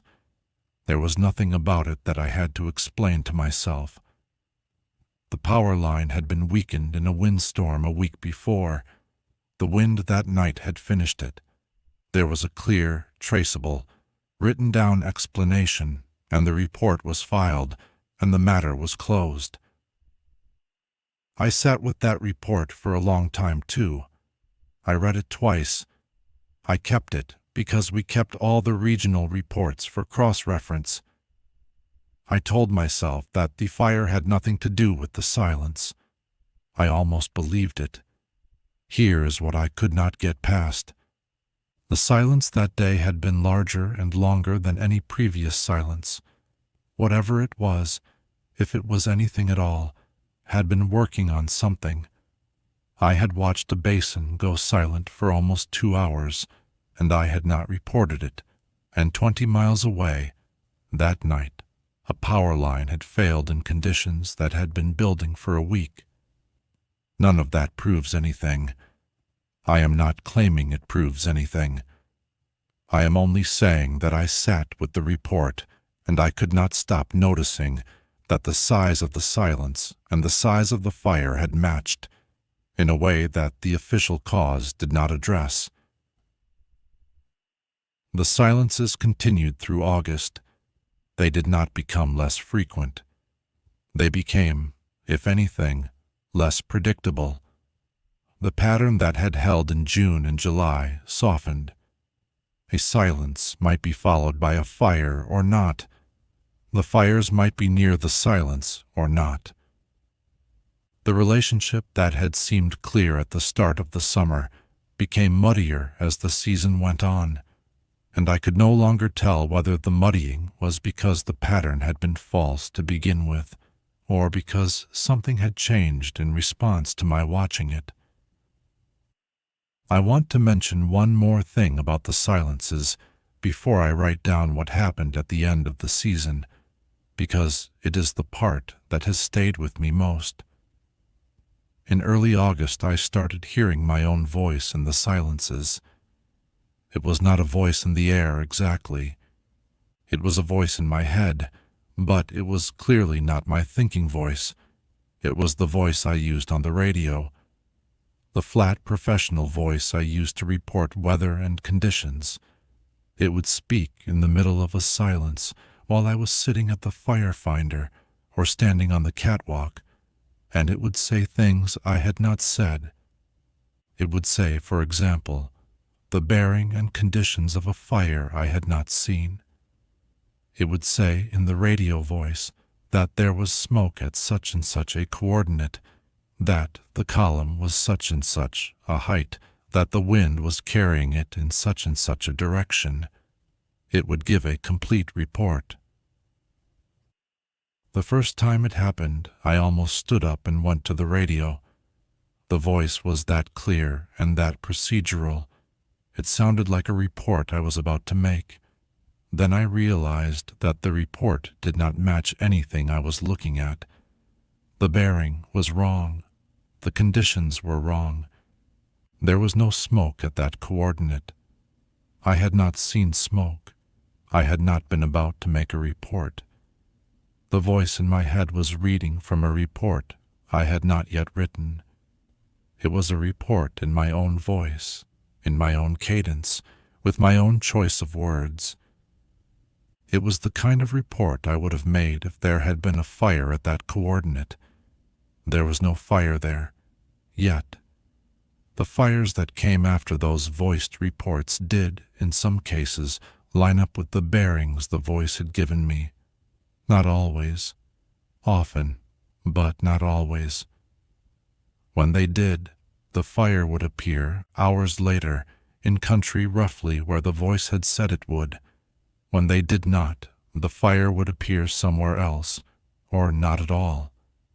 I stopped trusting myself for a few days after the first few of those. I checked myself for the things I could check.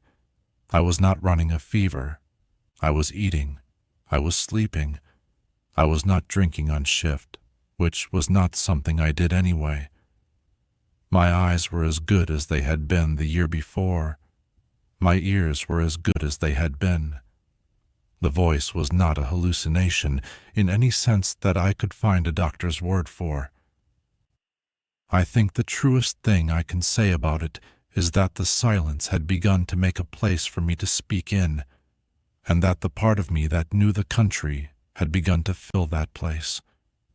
Whether that was a thing I was doing, or a thing the silence was doing to me, I do not know. I did not know then. I do not know now.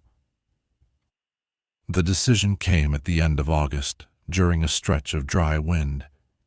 The basin had been hot for weeks. The grass was past dry. It was brittle. The pine on the slopes was crackling under itself. We were at the highest fire risk level the region had had in years.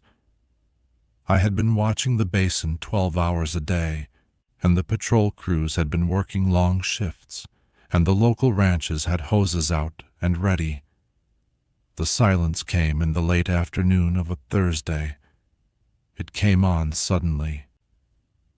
I was at the catwalk with a cup of coffee, and the basin had been busy with the small noises of a hot afternoon, and then it was not. The silence was wider than any silence I had ever recorded. It covered the entire basin. I walked the catwalk, and the silence was on every side. There was no edge to it.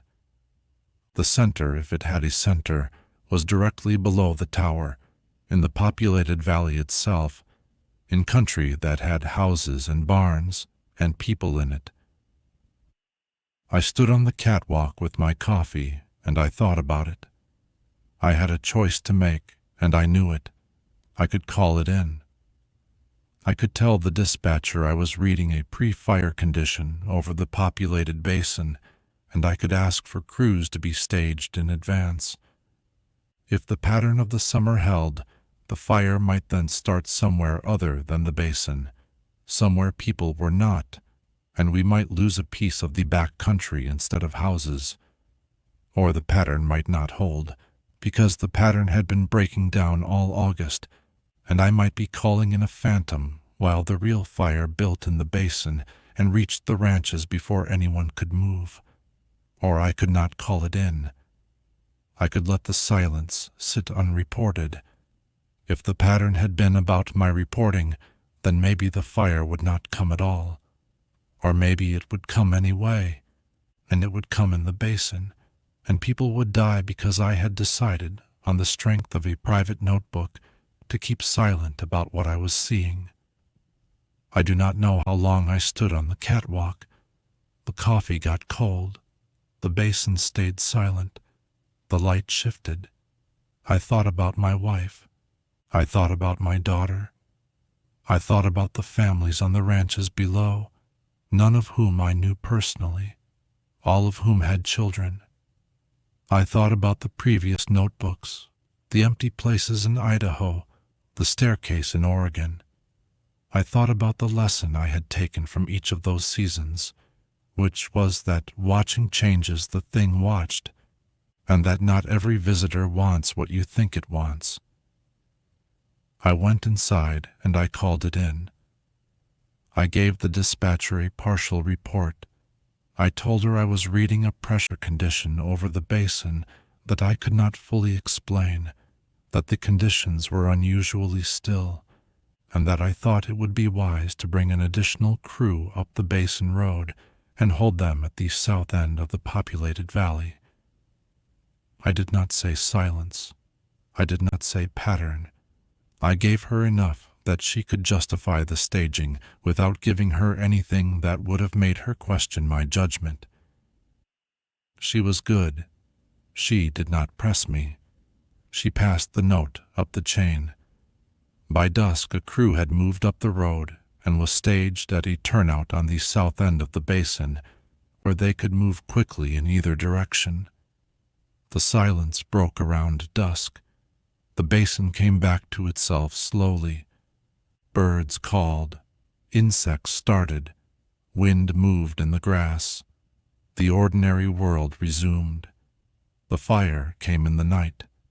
It came in the basin on the western slope, in country that the staged crew could reach in 20 minutes. It started small. The crew got to it within the hour. They held it. They put it out before it could move down toward the ranches. It burned about 40 acres of slope. It did not reach any house. It did not kill anyone. The cause was determined to be a campfire that hunters had not properly extinguished the day before. Hunters who, the investigator confirmed later, had been on that slope and had built a fire in a metal ring and had banked it carefully and had left it cold to the touch when they walked out. The investigator's report said the fire had reignited from a deep ember after 30 hours of apparent extinction, which is rare, but not impossible in the kind of dry conditions we had been having. I read that report several times also. There was nothing wrong with it. The cause was real. The hunters were real. The campfire had been real. None of that was anything I had to question. I could not stop noticing that the fire had started in the place where the staged crew could reach it. If they had not been there, the fire might have moved into the ranches before another crew could have arrived from town. People might have died. They did not, because a crew had been in position, because I had called in a partial report, because I had described a silence as a pressure condition. I did not know whether I had prevented a disaster or caused a smaller one, or whether the fire would have happened identically without my involvement. I did not know, and I could not know, and I have not known in all the years since. I marked the date in my private notebook.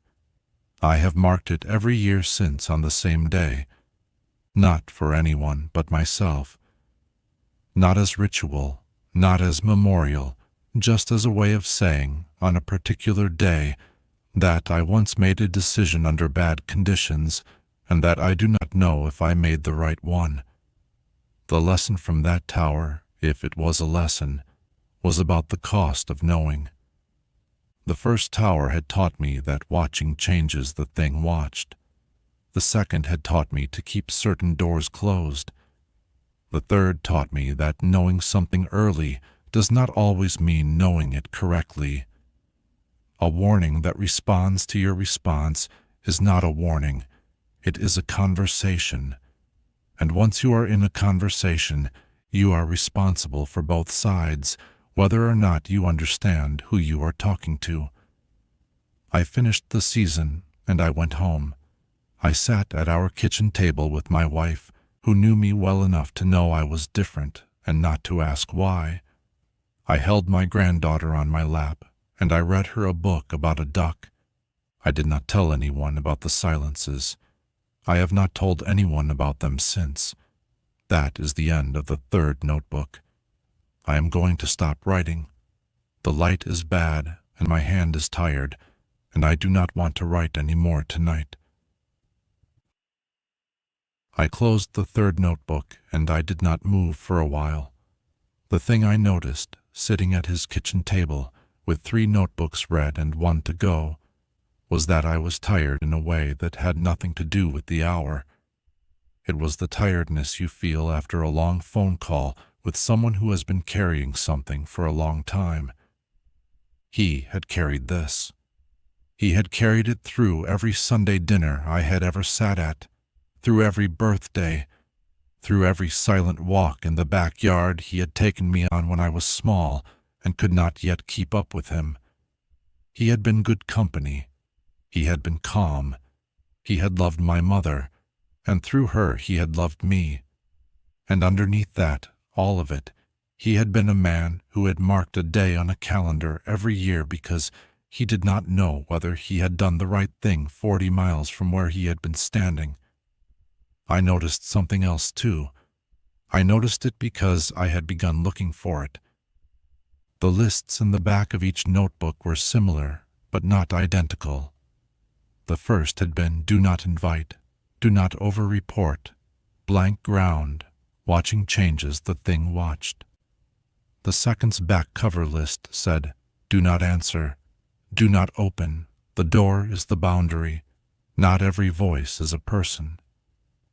The third's list said, "The warning is also a question. Do not let the silence in. The country answers what it is asked." The lists were not quite a code, but they were close. He had been collecting his own rules. He had been building, in private, a small craft for himself.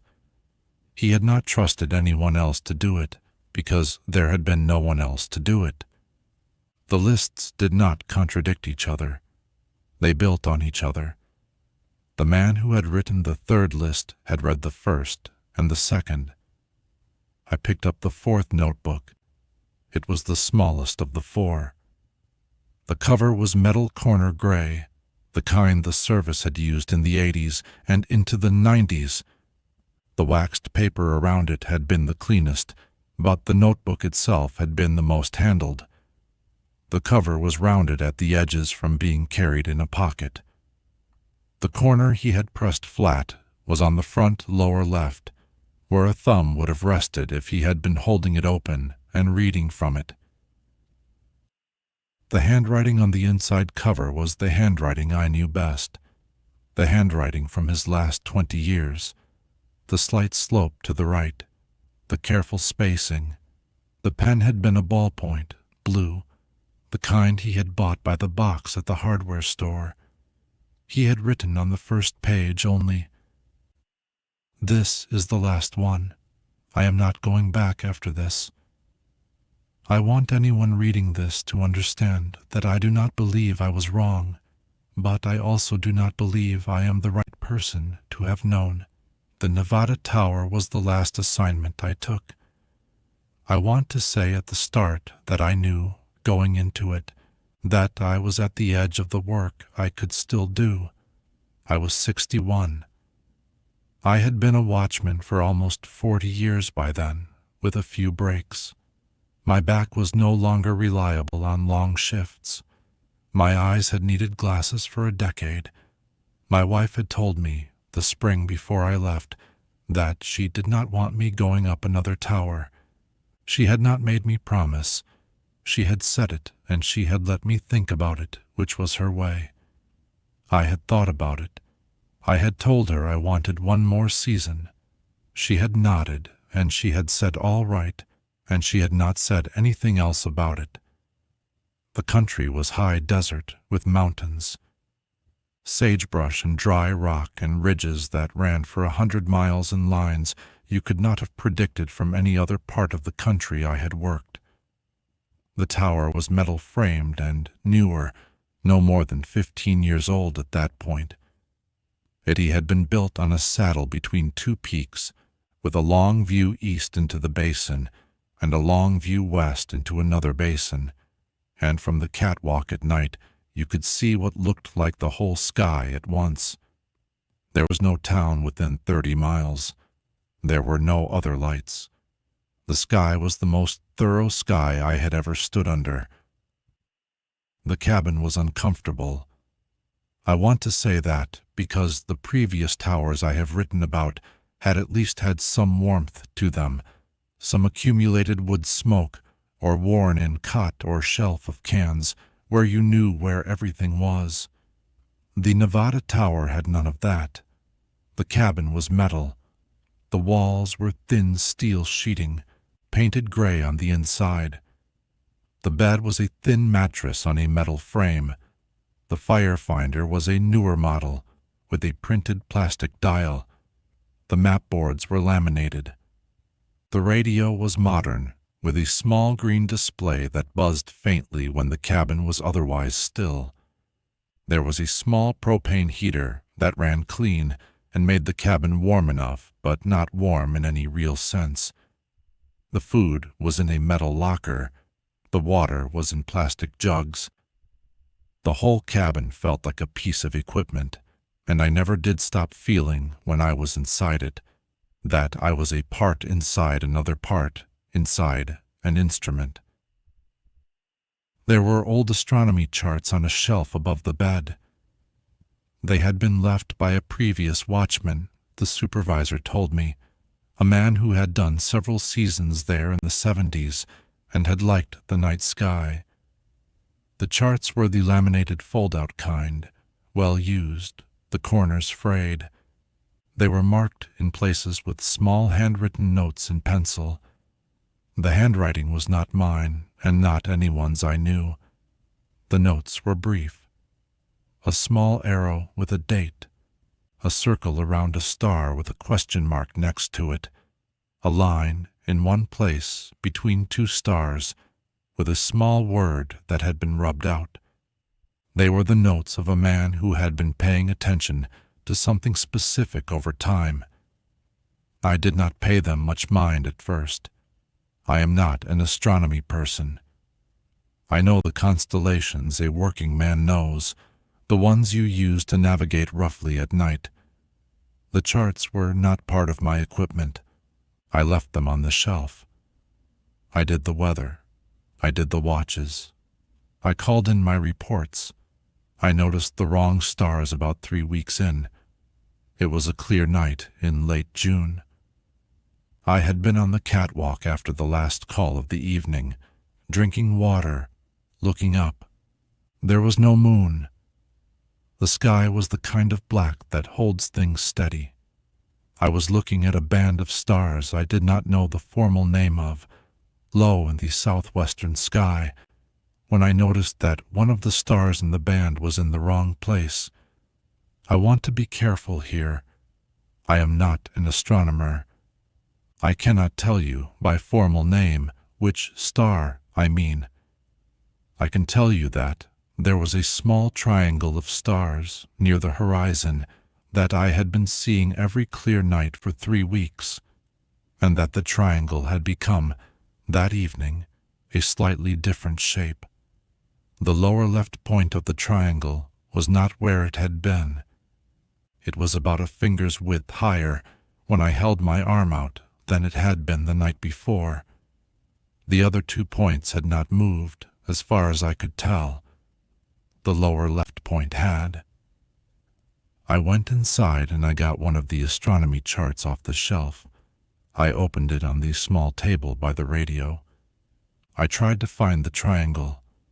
The chart was not detailed enough for me to be sure, but as far as I could match the part of the sky I had been looking at, the triangle on the chart had a lower left point in the place where it had been the night before, not the place where it was tonight. I told myself very firmly that I had not been paying close enough attention the previous nights. I told myself I had imagined the change. I told myself the chart was old and likely contained errors. I told myself a number of reasonable things, and I went to bed, and I did not write anything in the private notebook that night. The next clear night, the triangle was where it had been originally. The lower left point had returned to its old position. I stood on the catwalk and I looked at it for a long time. I did not feel relieved. I felt the way I had felt at the Idaho Tower when I had first noticed that birds did not fly over certain places. I felt the recognition of a fact you have begun to know but have not yet wanted to admit. A few nights later, I noticed another star out of place, in a different part of the sky. This one was higher, in the eastern sky, near a constellation I knew by name. The bright star at the bend of the constellation was, that night, slightly off. By dawn, it was back. The pattern repeated over the following weeks. Different stars, different parts of the sky, always small displacements, never more than what I could have written off as my own imperfect memory of the night before. always returning to their proper places before morning. I started writing it down. I want to describe what it was like to write it down. I had been a watchman long enough to know how to keep a log. My private notebooks had become a particular form for me, a way of saying things I could not say in the official log without raising eyebrows. The Nevada notebook was different. The things I was writing in it could not have been raised in any log. They could not have been said out loud. There was no way to discuss a star out of place with another person, not because the other person would not have believed me, but because there was no language I knew of for it. Stars do not move. Stars are the most fixed thing in any working man's experience. If a star moves, you have lost something more basic than your sense of a particular constellation. You have lost your sense that the sky is a place that holds still while you do your work under it. I wrote anyway. I wrote down the stars I noticed. I wrote down the dates and the times. I wrote down the directions of the displacements. I wrote down what I had been doing in the moments before I had noticed each one, in case the answer turned out to be in me rather than in the sky. I checked the instruments. The instruments were normal. The compass behaved. The barometer behaved. The radio behaved. The clocks behaved. The weather instruments gave readings consistent with what I could see from the catwalk. There was nothing physically wrong with the cabin or with my position in it. There was nothing physically wrong with anything I could measure. The only thing wrong was the sky, and the sky cannot be measured by a watchman with a barometer. I went back to the astronomy charts. I read them more carefully. The previous watchman's pencil notes, which I had ignored at first, became readable to me as I spent time with them. He had been making the same kind of notes I was now making. The arrows pointed to stars that had been displaced. The dates next to them were the dates he had noticed.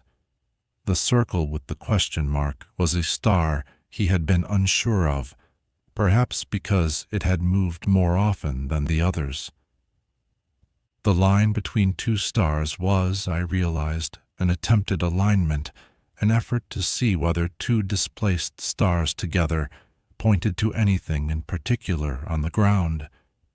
I felt a strange relief at finding those notes. I have not had that exact feeling many times in my life. It was the relief of finding out that someone else had seen what you were seeing. It was also a worse feeling, underneath, because it meant that this was not a thing that had happened only to me, and that the man who had charted it before me had not thought to leave instructions, only marks. I started taking the charts out onto the catwalk at night and comparing them to the sky. I was not looking only for displaced stars anymore.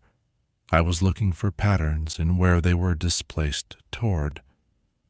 I noticed over the following weeks that the displacements were not random. They were small enough individually that they looked random. But across many nights, the displaced stars, when I plotted them, formed a slowly developing pattern. They aligned with features on the ground.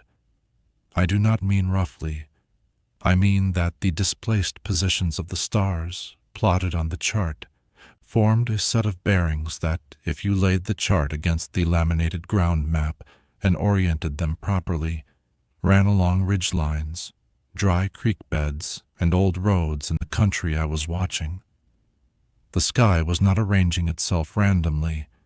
It was being adjusted very slowly into a shape that matched the shape of the country below. That was the first thing I noticed. The second thing I noticed took longer and is harder to explain. I had been watching the displacements on the laminated map. I had been watching them with a pencil in my hand, marking the bearings as I worked. After several weeks, I noticed that the laminated map had developed marks that I did not remember making, and that those marks were not in pencil. They were in the surface of the lamination itself, very faint, the kind of fine line that you might leave by pressing the dry edge of a fingernail against a plastic sheet over time. The lines were thin. They followed the same bearings the pencil had been tracing. They were not pencil. They were a kind of impression in the laminate. I did not panic. I am not, by temperament, a man who panics. I sat at the table with the map under the desk lamp, and I looked at it for a long time. I traced the impression lines with my finger. They were faint, but they were there. They had not been there when I had been issued the map at the start of the season. I had inspected the equipment when I arrived. The map had been clean. I thought about it for a few days. I considered whether I might have been pressing the pencil hard enough to leave marks through the laminate, and whether those marks had then become more visible as the surface scratched. I considered whether the map had simply been older than I had thought, and whether the marks had been there and I had not noticed. I considered, finally, whether something else was happening. I had no good way to test the explanation I was beginning to believe, which was that the country was developing, very slowly on the map, the same shape that the sky was developing, very slowly in the air. The sky and the ground were aligning. The map was the place where the alignment was first becoming visible. The tower, I thought then, was the point between them. The tower was the place where you could look up at the sky and look down at the country at the same time, and the tower was the place where the alignment was being measured.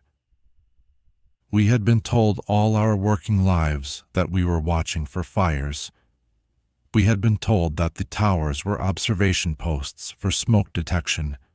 That was true. That was, I have to assume, what most of the towers had been for, most of the time, for most of the watchmen who had used them.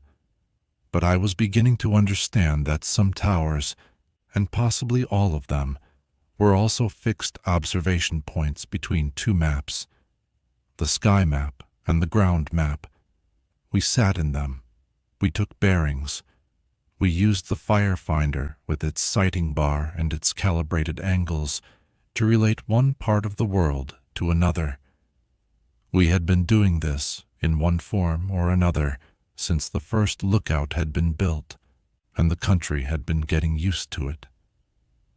I do not know whether I was right about that. I am not a scholar. I am a man who watched country for a long time. I am only telling you what I came to think. I stopped looking at the sky directly.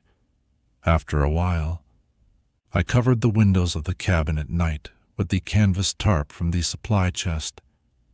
I told myself I needed the sleep. The cabin was uncomfortable in the dark with the tarp up.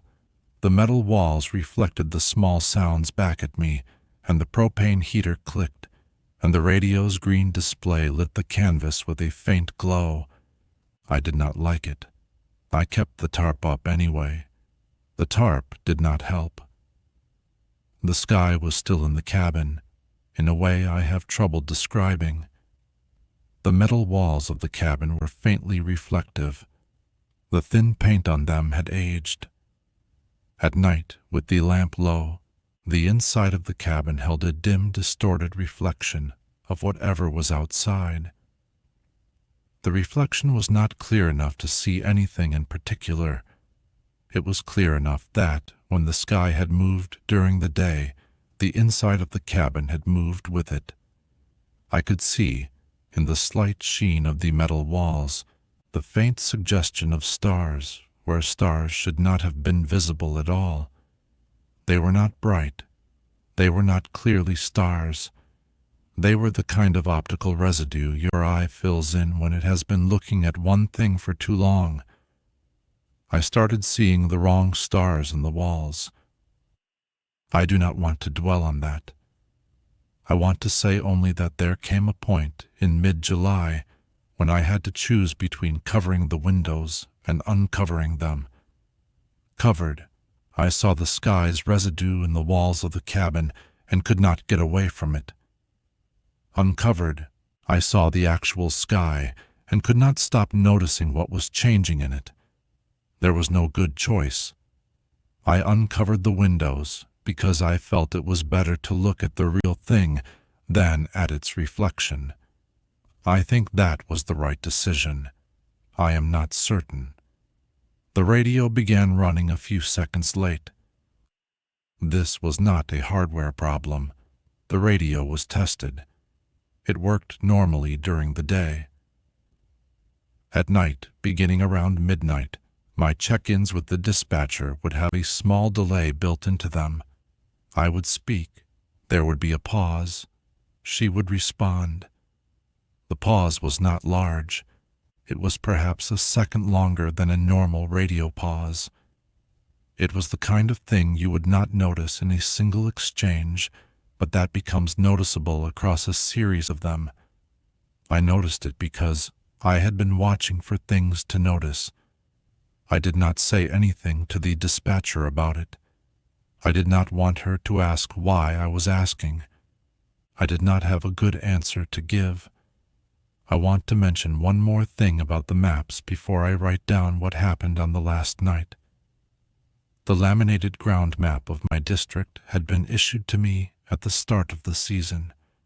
I had compared it at the time to my own memory of the country and to the older paper map I had been issued at a previous Nevada station some years before. The maps had been consistent with each other. There had been some small revisions, the kind of updates that come with new logging activity or new road construction, but nothing significant. In late July, I noticed a road on the laminated map that was not on the older paper map and not in my memory of the country. It was a thin line. It ran along the eastern slope of one of the lower ridges, in country I had been watching for a month. It connected nothing to nothing. It came up from a place where there was no road junction, and it ended at a place where there was no destination. It was about 3 miles long. I had not seen it the first time I had looked at the laminated map. I was sure of that because the eastern slope was a region I had been looking at carefully for fire risk all month, and I had memorized the road network there. There had been no road on that slope. There was a road there now. I went out on the catwalk with the binoculars. I scanned the eastern slope carefully. I did not see a road. The slope was unbroken sage and rock, with no cut, no track, no sign of a vehicle ever having been on it. The road on the laminated map did not exist on the ground. It existed on the map. I sat with the map for a long time that night. I traced the road with my finger. I followed it from where it began to where it ended. I noticed after a while that the road, if extended, would have run along one of the bearings the displaced stars had been making. I checked. I held the chart of the displaced stars against the laminated ground map. The road on the laminated map was the projection on the ground of the line between two of the displaced stars in the sky. The sky was drawing on the map. I want to write down what I felt then, because I think it is the part of this whole notebook that matters most. I did not feel afraid. I had felt afraid in earlier seasons, in different ways, in different towers. This was not that. What I felt at the Nevada Tower, sitting with the laminated map, looking at a road that did not exist on the ground, but had been drawn there from the sky, was something more like exhaustion. I felt the exhaustion of a man who has worked in a profession all his life and has just been shown the part of the profession he was never told about. I felt the way you feel when you find out, late, what you have been working on. I had not been spotting fires only. I had been a fixed observation point on a country that was being measured for something by something over the course of decades, and the towers were the places where the measurement could be taken because the towers held a man still in a particular way, and the man was the part of the instrument that mattered. I do not know what was being measured. I do not know what for.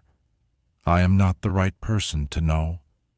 I want anyone reading this to understand that I am not making any claim about what is happening, only about what I saw in one cabin, one summer, after a long career. The fire under the wrong constellation came in the second week of August. It was a very still night. There was no wind. The sky had been clear for days.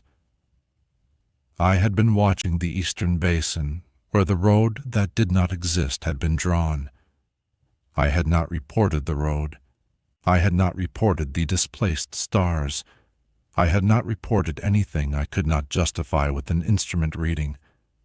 I was on the catwalk a little before midnight on the eastern side when I saw a small orange glow on a distant ridge.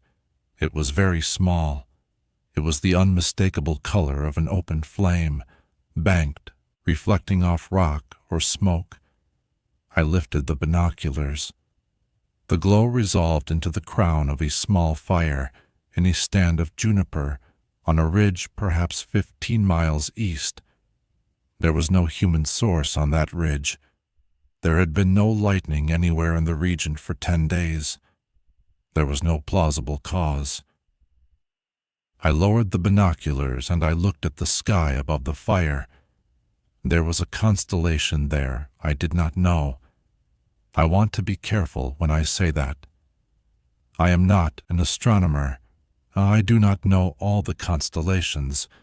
I knew enough of them to recognize that the pattern of stars directly above the fire was not a pattern I had ever seen before, and that it had not been there the previous night. It was a small grouping of stars, perhaps 7 or 8 of them, in a shape I cannot describe well, except that it was orderly. It looked deliberate. It looked like a constellation in the way that the constellations on the chart looked like constellations. A pattern that someone had named once, because the pattern had felt like it deserved a name. I had not named it. The chart did not have it. The previous Watchman's pencil marks, when I went and looked, did not include it. It was a constellation that, as far as I could tell, was new to that sky, and it was directly above a fire that had no cause. I did not call in the fire. I want to say that plainly. I sat with the binoculars in my lap and I watched the fire grow slowly on the distant ridge. It was small. It would not threaten anyone for hours. There was no settlement near it. There was no wind to drive it. I had time to make a decision, and I used the time. I sat on the catwalk and I watched the fire, and I watched the constellation above it, and I thought about everything I had learned in 40 years and 4 notebooks. I thought about the hunters whose campfire had reignited in Montana. I thought about the staircase in Oregon and the empty places in Idaho. I thought about the rule I had built up across all of those seasons, which was that watching changes the thing watched, and that not every observation is neutral, and that some boundaries hold because no one is paying attention to them, and that the worst thing a watchman can sometimes do is to confirm what he is seeing. I thought, finally, that I was being asked to confirm a fire under a constellation that was not supposed to exist, by reporting the fire on the radio in the proper procedural language, with a proper bearing, in a proper voice, from a proper observation point. I thought that the report itself would be the act that mattered. The fire might or might not be real. The bearing was certainly real. If I gave it, the bearing would be added to the long, slow record of bearings that the towers had been generating for decades, and the bearing would be one more line drawn between the sky and the ground. I did not call it in. The fire burned for about 3 hours. It did not grow much. It did not move off the ridge. The constellation stayed above it for those 3 hours. At a little past 3 in the morning, the fire went out by itself. There was no wind. There was no rain. It simply went out, the way the smoke columns at the Idaho Tower had stopped rising all at once, without thinning. The constellation faded shortly after.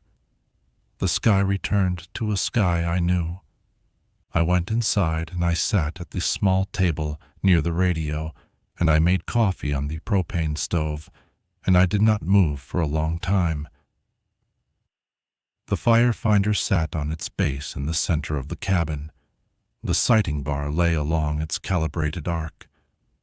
I had been taught when I was very young that the sighting bar was a precise tool, that you used it to relate the angle of any smoke column to a fixed map.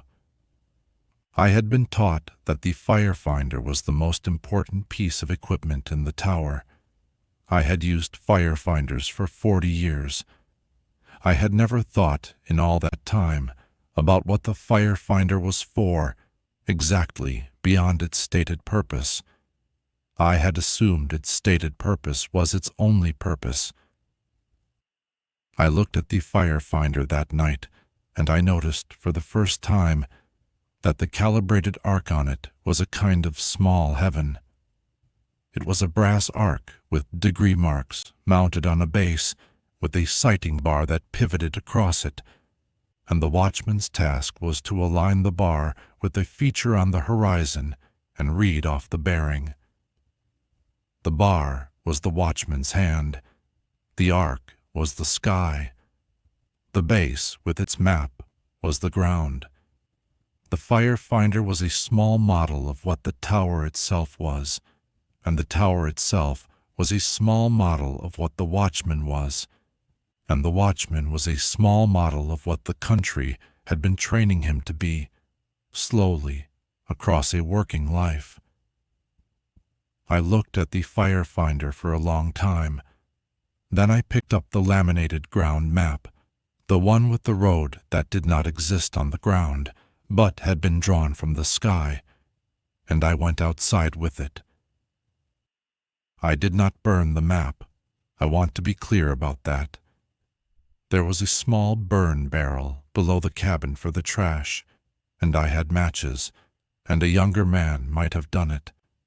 I did not. I am not sure I trusted anymore my own ability to know what should and should not be added to a fire.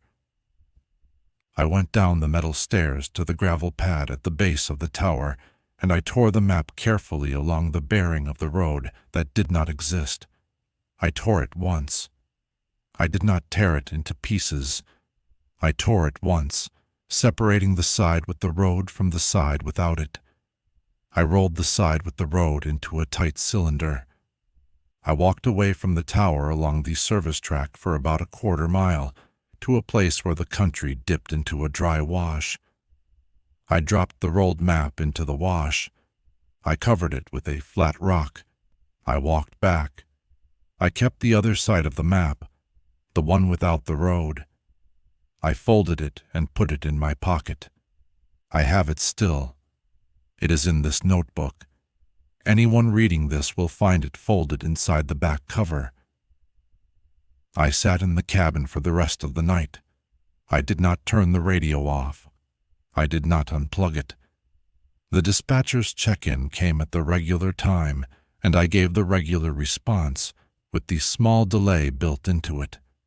She did not ask me anything unusual. I did not give her anything unusual.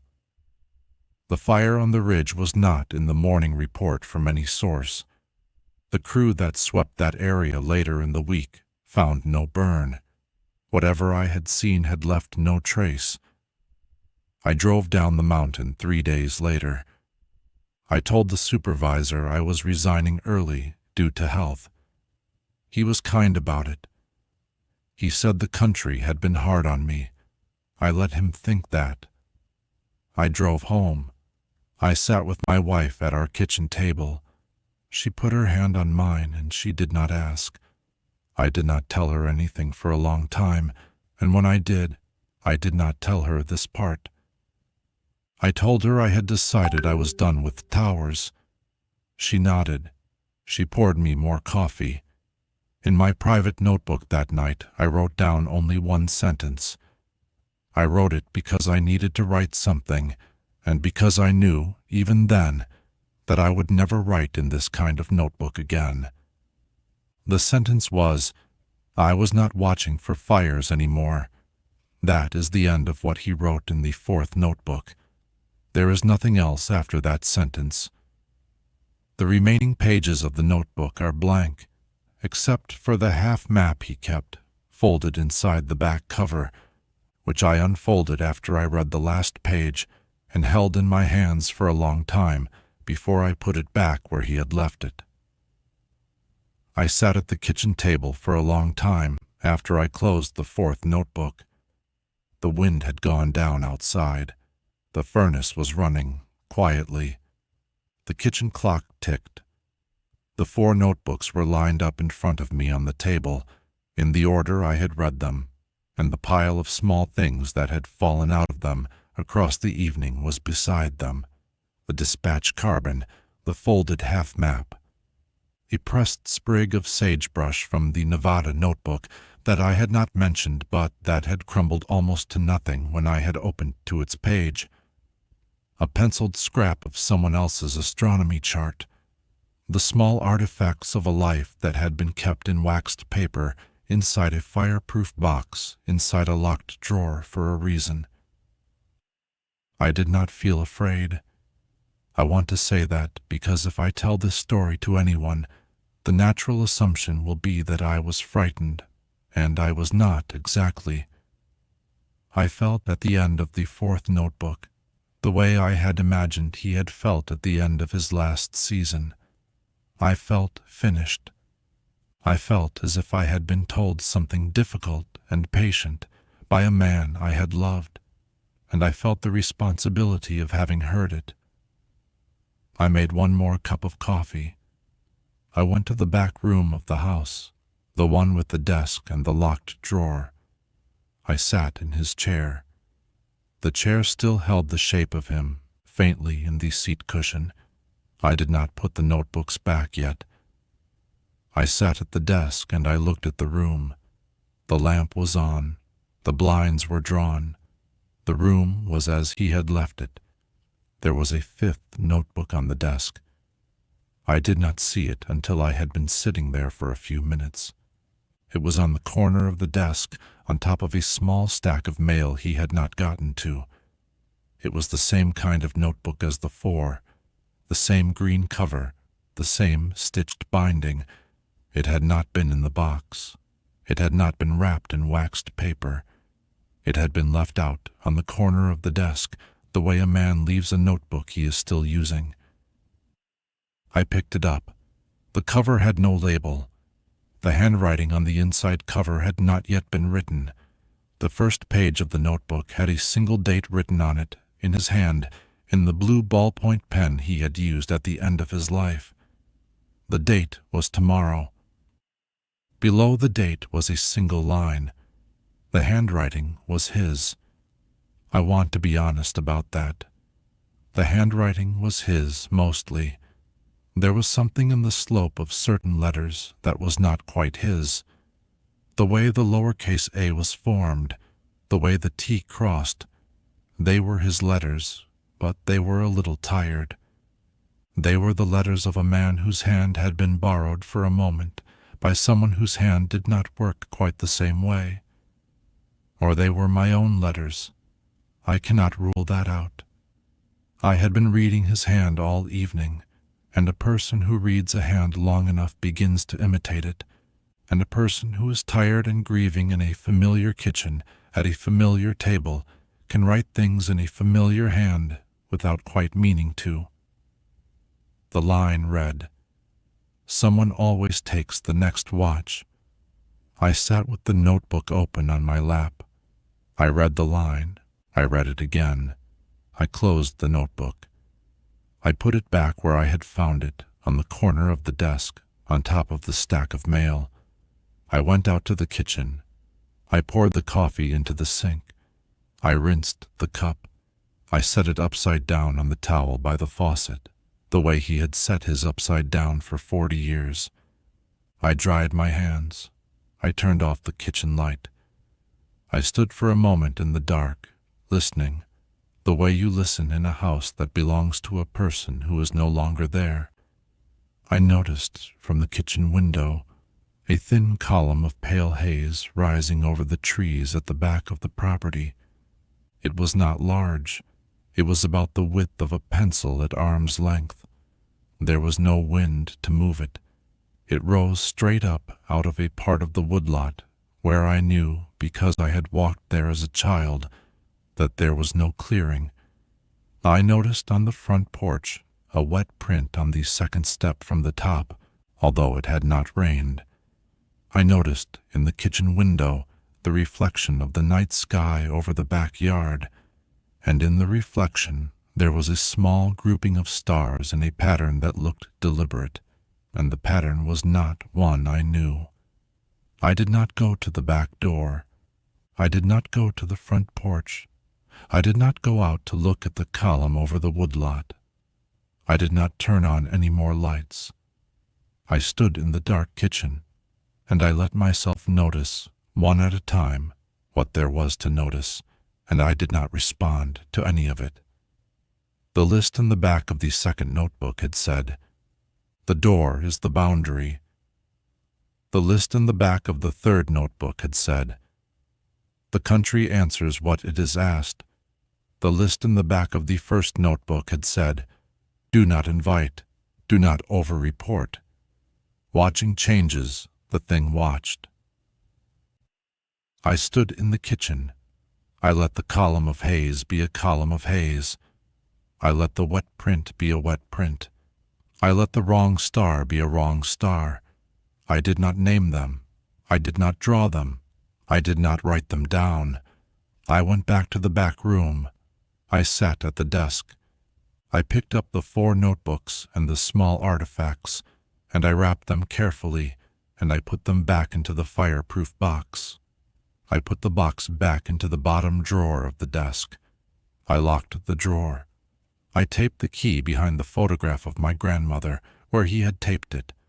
I took the 5th notebook off the corner of the desk, and I held it for a moment, and then I put it inside the desk drawer along with the box. I locked the drawer again. I left the key where it was. I did not write in the 5th notebook that night. I have not written in it since. I drove back to the city the next morning. The road through the pass was dry on the open ridges and wet in the shaded turns, the way it had been a week before. I made good time. I went back to my apartment and to my work and to the small, ordinary life I had built. I have not been back to the house. My mother and I are arranging to sell it, slowly, the way these things get arranged. I think sometimes about the line in the 5th notebook. I think about whether it was his hand or my hand. I think about whether the question matters. I think about the pattern across the 4 notebooks, the way each tower had taught him a different lesson about a different kind of watching, and the way the lessons did not contradict one another, but built into one another, and the way the man who wrote the 3rd list had read the 1st and the 2nd, and the way I, now, have read all 4. I keep my doors closed at night. I do not stand at windows for too long. I do not look at the sky for more than the time it takes to find the moon. When I am outside in the evening, and I notice, in the corner of my eye, a thin column of something rising where it should not be, I do not turn my head to look at it directly. I let it be a thing I have not looked at. I have found that this is enough. So far, This has been enough. I do not know if my grandfather was right about the towers. I do not know if he was right about anything he wrote down. I am not the right person to know. I am only the person who found the notebooks. I am only the person who read them. I am only the person who, at the end of a long evening at a kitchen table, was handed a fifth notebook and a date and a single line. He was a quiet man. He fixed things without being asked. He kept a folded handkerchief in his back pocket. He woke before the sun. He kept old maps in coffee cans and in cigar boxes, and once in the lining of a winter coat. He did the work he was given for 40 years. At the end of his life, he decided that there was one more thing he wanted to write down, because not writing it down would have been worse, and he wrote it. I think sometimes that what he was afraid of was not the wilderness. I think he was afraid of attention. He had spent his working life paying attention to country that, in his understanding, did not entirely want to be paid attention to. He had learned slowly what that cost. He had not been able to unlearn it. He had carried the cost home with him at the end of every season, and he had carried it through every Sunday dinner of my childhood, and he had carried it into the chair where he died, and he had left it in waxed paper, in a fireproof box, in a locked drawer, with the key taped to the back of a photograph of a woman I never met. He left it for someone to find. He did not know it would be me. I do not think he had a particular grandchild in mind. He had only known that someone would come, eventually, to clean out the house, and that someone would be a person who knew his handwriting, and that someone would read what he had written, because that someone would have grown up at his table and would not have been able to leave the notebooks closed. That someone was me. I do not know what I am supposed to do with that. I do not know if I am supposed to do anything. The fifth notebook has a date on it. The date has passed by now. Other dates have passed since. The notebook, as far as I know, has not been written in. I have not opened the drawer. I have not taken the key from behind the photograph. I have not driven back to the house. I do not know if any of this means he passed the watch to me. I do not know if it works that way, or if it works at all. I know only that since I read the notebooks, I have noticed things I did not notice before. I notice columns in the corner of my eye, and I do not turn my head. I notice prints on porches, and I do not look down. I notice patterns in night skies, and I look at the moon instead. These are small things. I do not know if they are watching, exactly, or only the refusal to watch. I do not know if there is a difference in his system between the two. He wrote in the back of the fourth notebook, on the inside of the cover, in pencil so faint I almost missed it, one final line. I noticed it only after the third reading. It was below the list of his rules. It was not part of the rules. It was a kind of signature, or a kind of farewell, or a kind of warning, depending on how you read it. It said, "Someone always takes the next watch. The work is not to do it well. The work is to not let it do you." I have written this account because not writing it down felt worse. I have written it knowing that writing it down may be the thing that makes it real. I have written it for whoever finds it in whatever drawer, in whatever house, at the end of whatever evening. I do not recommend reading it twice. I do not recommend going to look. I do not recommend opening the door, or naming the constellation, or reporting the silence, or drawing the road that is not on the ground.